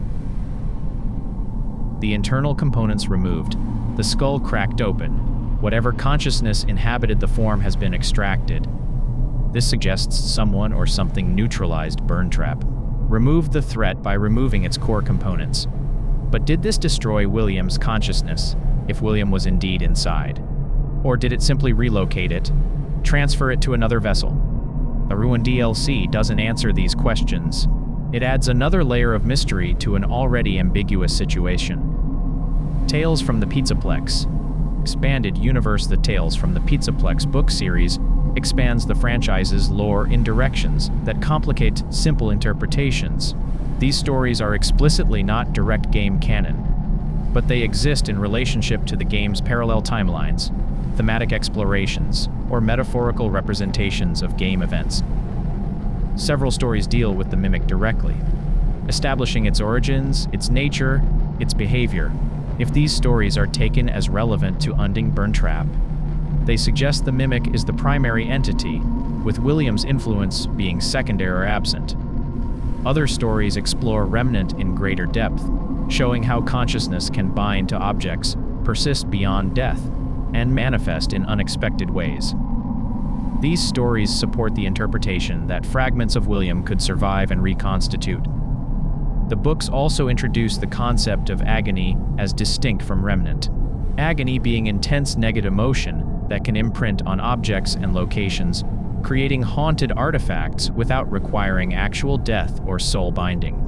If the Pizzaplex is saturated with agony from decades of tragedies on sites built and rebuilt on the same location, that agony might manifest in forms that resemble past threats without actually being them. This interpretation would make Burntrap not William Afton, but the Pizzaplex's agony manifesting in the form of William, because William represents the source trauma, the original sin from which all subsequent horror flows. Each interpretation has merit. Each has supporting evidence, and the franchise deliberately refuses to clarify which is correct. The evidence: William's survival examining the evidence, supporting William Afton's continued existence beyond the pizzeria simulator fire. Narrative precedent: William has survived apparent destruction multiple times. The Springlock failure should have killed him, didn't. 30 years sealed should have resulted in death, didn't. The Fazbear's Fright fire should have destroyed him, didn't. Pattern suggests he continues surviving impossible circumstances. Glitchtrap's nature: the entity demonstrably contains elements of William's personality, methods, preferences. Uses the Spring Bonnie appearance. It manipulates through friendly fads. It seeks control and corruption. This suggests genuine continuity of consciousness, rather than mere imitation. Burntrap's design: the animatronic deliberately echoes Scraptrap's appearance. The burnt aesthetic, the exposed skull, the damaged suit all suggest direct connection to the entity that burned in Pizzeria Simulator. Thematic consistency: William's defining characteristic is refusing to die. His entire arc is about pursuing immortality and achieving it through unintended means. Narratively, his continued survival serves the theme. The mimic's connection: even if Burntrap is primarily the mimic, the fact that it specifically mimics William and connects to Glitchtrap suggests William's consciousness is influencing or directing it. The security guard corrupted by Glitchtrap commits murders in the Pizzaplex. This continues William's pattern using the Spring Bonnie appearance to access and harm children. The specific nature of the crime suggests William's direct influence, rather than random AI behavior. Voice lines: certain unused or hidden voice lines in security breach feature what sounds like William's voice, discussing control and manipulation. While not definitively canon, they suggest the developers intended William's presence. The evidence against William's true death examining the evidence supporting William Afton's permanent destruction. Henry's expertise: Henry understood Remnant thoroughly, having researched it for years. His final fire was specifically designed to destroy Remnant permanently. Trusting Henry's competence suggests the fire succeeded. Thematic resolution: the Pizzeria Simulator ending provides perfect closure. William dies, receives his punishment, and the original story concludes. Bringing him back undermines this resolution and cheapens the narrative impact. The mimic's independence: Tales from the Pizzaplex establishes the mimic as its own entity with its own origin. It doesn't need William's consciousness to exist or act malevolently. It's a separate threat that happens to use similar aesthetics. Glitchtrap as Echo: the digital entity could be an imprint rather than true consciousness. Data patterns that replicate William's behaviors without actually being William. Like a recording that seems alive but contains no genuine awareness. Design inconsistencies: Burntrap's physical form doesn't precisely match Scraptrap. The five-fingered hand, the different body proportions, the mismatched components all suggest a different entity or a recreation rather than the original. Scott Cawthon's statements: the series creator has suggested the story was meant to end with Pizzeria Simulator. Later games explore new threats rather than continuing William's story. This implies authorial intent for William's death to be final. Narrative exhaustion: William has been the primary antagonist for multiple games. Continuing his existence indefinitely risks making him less threatening through overexposure. New threats would strengthen the franchise. The scooping. Ruin shows Burntrap destroyed, scooped, neutralized. If this was William, he's been eliminated again. If not, the threat is still resolved without William's involvement. The current state, deliberate ambiguity. The most accurate assessment of Springtrap's legacy may be that William Afton exists in a state of canonical uncertainty. He definitely died physically in the Springlock Failure, definitely became Springtrap, definitely hunted through Fazbear's Fright, definitely burned in Pizzeria Simulator. Everything after that exists in interpretive space. Perhaps William's consciousness fragmented into the digital space and continues influencing events through Glitchtrap and its derivatives. Perhaps William died completely in Pizzeria Simulator, and subsequent manifestations are either the mimic mimicking him or the location's accumulated agony taking his form. Perhaps the truth lies between these extremes, fragments persisting, echoes influencing, without full continuity of consciousness. The franchise's current direction suggests moving beyond William Afton as the primary threat. Security breach focuses on Vanny, Pizzaplex's corruption, and new mysteries. The Mimic is positioned as a distinct antagonist with its own motivations. But William's shadow looms over everything. Even if he's truly dead, his legacy defines the franchise. Every animatronic that moves with hostile intent echoes the pattern he established. Every child-focused horror callback to his crimes. Every yellow rabbit references his method. William Afton may or may not exist as a conscious entity anymore. But Springtrap, the concept, the symbol, the pattern is immortal regardless of William's personal survival. The complete Springtrap's impact on gaming horror cannot be overstated. Before Springtrap, possessed animatronics were frightening but somewhat abstract. They moved at night. They killed security guards, but their nature remained mysterious. Springtrap made the horror personal and specific. This wasn't a ghost in a machine. This was a corpse in a suit. A murderer trapped in his own method, conscious and aware, experiencing eternal torture while simultaneously inflicting it on others. The design is instantly iconic. Even people who've never played Five Nights at Freddy's recognize Springtrap. The damaged yellow rabbit suit, the visible skull, the wrong proportions, it's burned into gaming culture. But more than visual design, Springtrap represents perfect thematic horror. He's consequence. Every action William took led directly to his fate. The children he murdered drove him into the suit. The technology he created killed him. The immortality he sought trapped him. Pure poetic justice. He's corruption. The innocent spring bunny suit, designed to make children smile, transformed into a prison of decay and death. Innocence weaponized and destroyed. He's inevitability. No matter how many times William seems defeated, the threat returns. The pattern persists. Evil isn't easily eliminated, and he's mystery. Despite extensive lore, definitive answers about William's current state remain elusive. The ambiguity enhances rather than diminishes the horror. Springtrap influenced horror game design broadly. The concept of antagonists with detailed backstories, of horror grounded in consequence rather than random threat. A visual design that tells narrative through decay and damage, all amplified by Springtrap's success. And culturally, Springtrap transcended gaming. Cosplay, fan art, analysis videos, academic papers on video game horror. Springtrap became a phenomenon. Because Springtrap is perfect horror. Visceral, the rotting corpse visible through the suit. Psychological understanding who's inside and why. Thematic, representing justice, consequence, and the failure of escape. William Afton wanted to be remembered, wanted to transcend mortality, wanted to matter beyond his natural lifespan. He achieved exactly that, but not as the genius he imagined himself to be. As a monster, as a warning. As the template of what happens when brilliance serves evil rather than good. Springtrap is William Afton's legacy, and that legacy is horror. The final truth in the end, the question of William Afton's survival, may be less important than what he represents.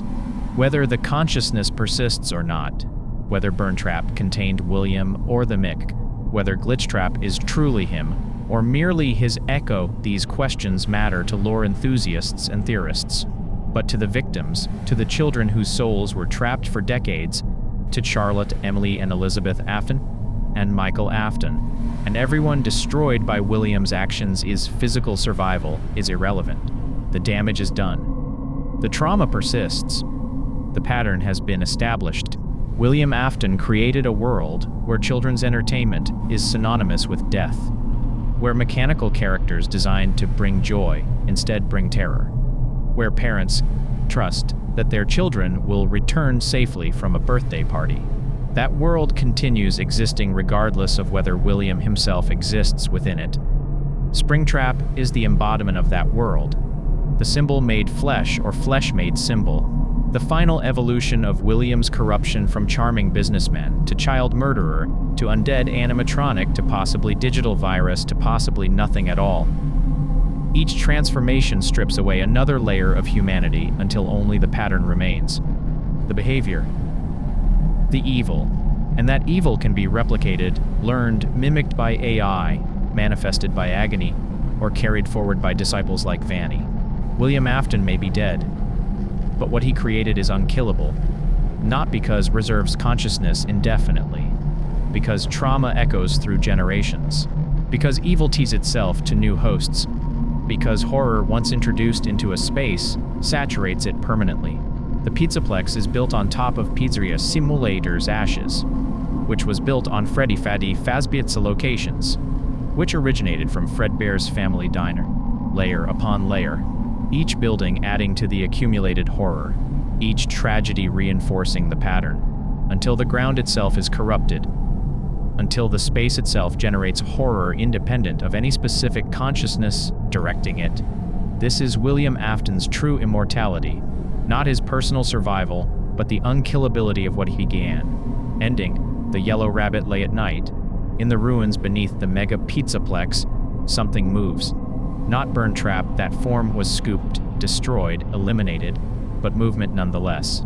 In the shadows, between broken animatronic parts and severed wires, is it William? Is it the mimic? Is it agony manifesting? Is it simply rats in the walls in an abandoned building? The question has no answer. Deliberately, intentionally, because the horror of Springtrap was never about definitively identifying the threat. It was about knowing something wrong existed in spaces meant for joy. That a yellow rabbit costume, designed to make children laugh, could hide a murderer. That death could persist in places designed for life. That consciousness could be trapped in eternal torment, unable to die, unable to live, just existing in agonized awareness. That no matter how many fires burn, how many traps spring, how many times evil seems defeated, the pattern continues.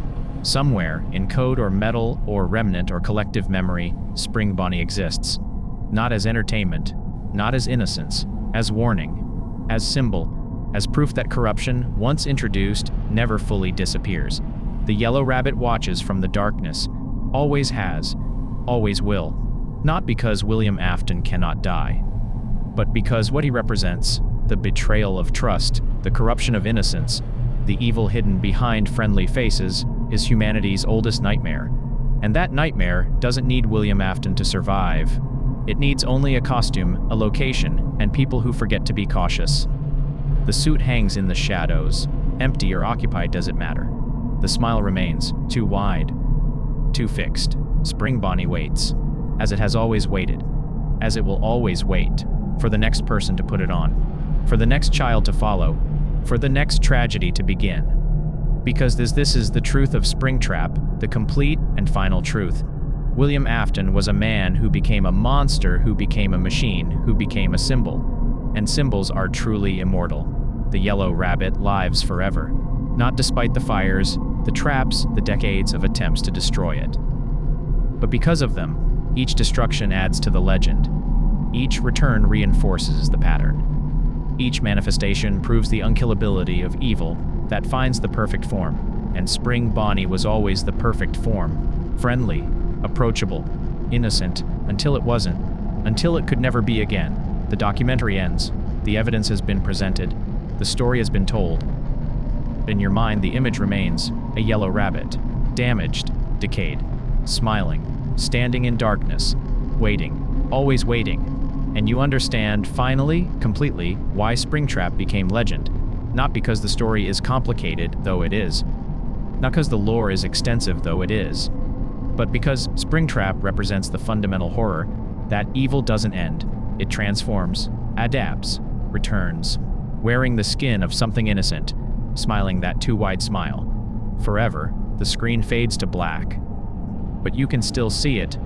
The yellow rabbit, waiting, smiling. Always smiling,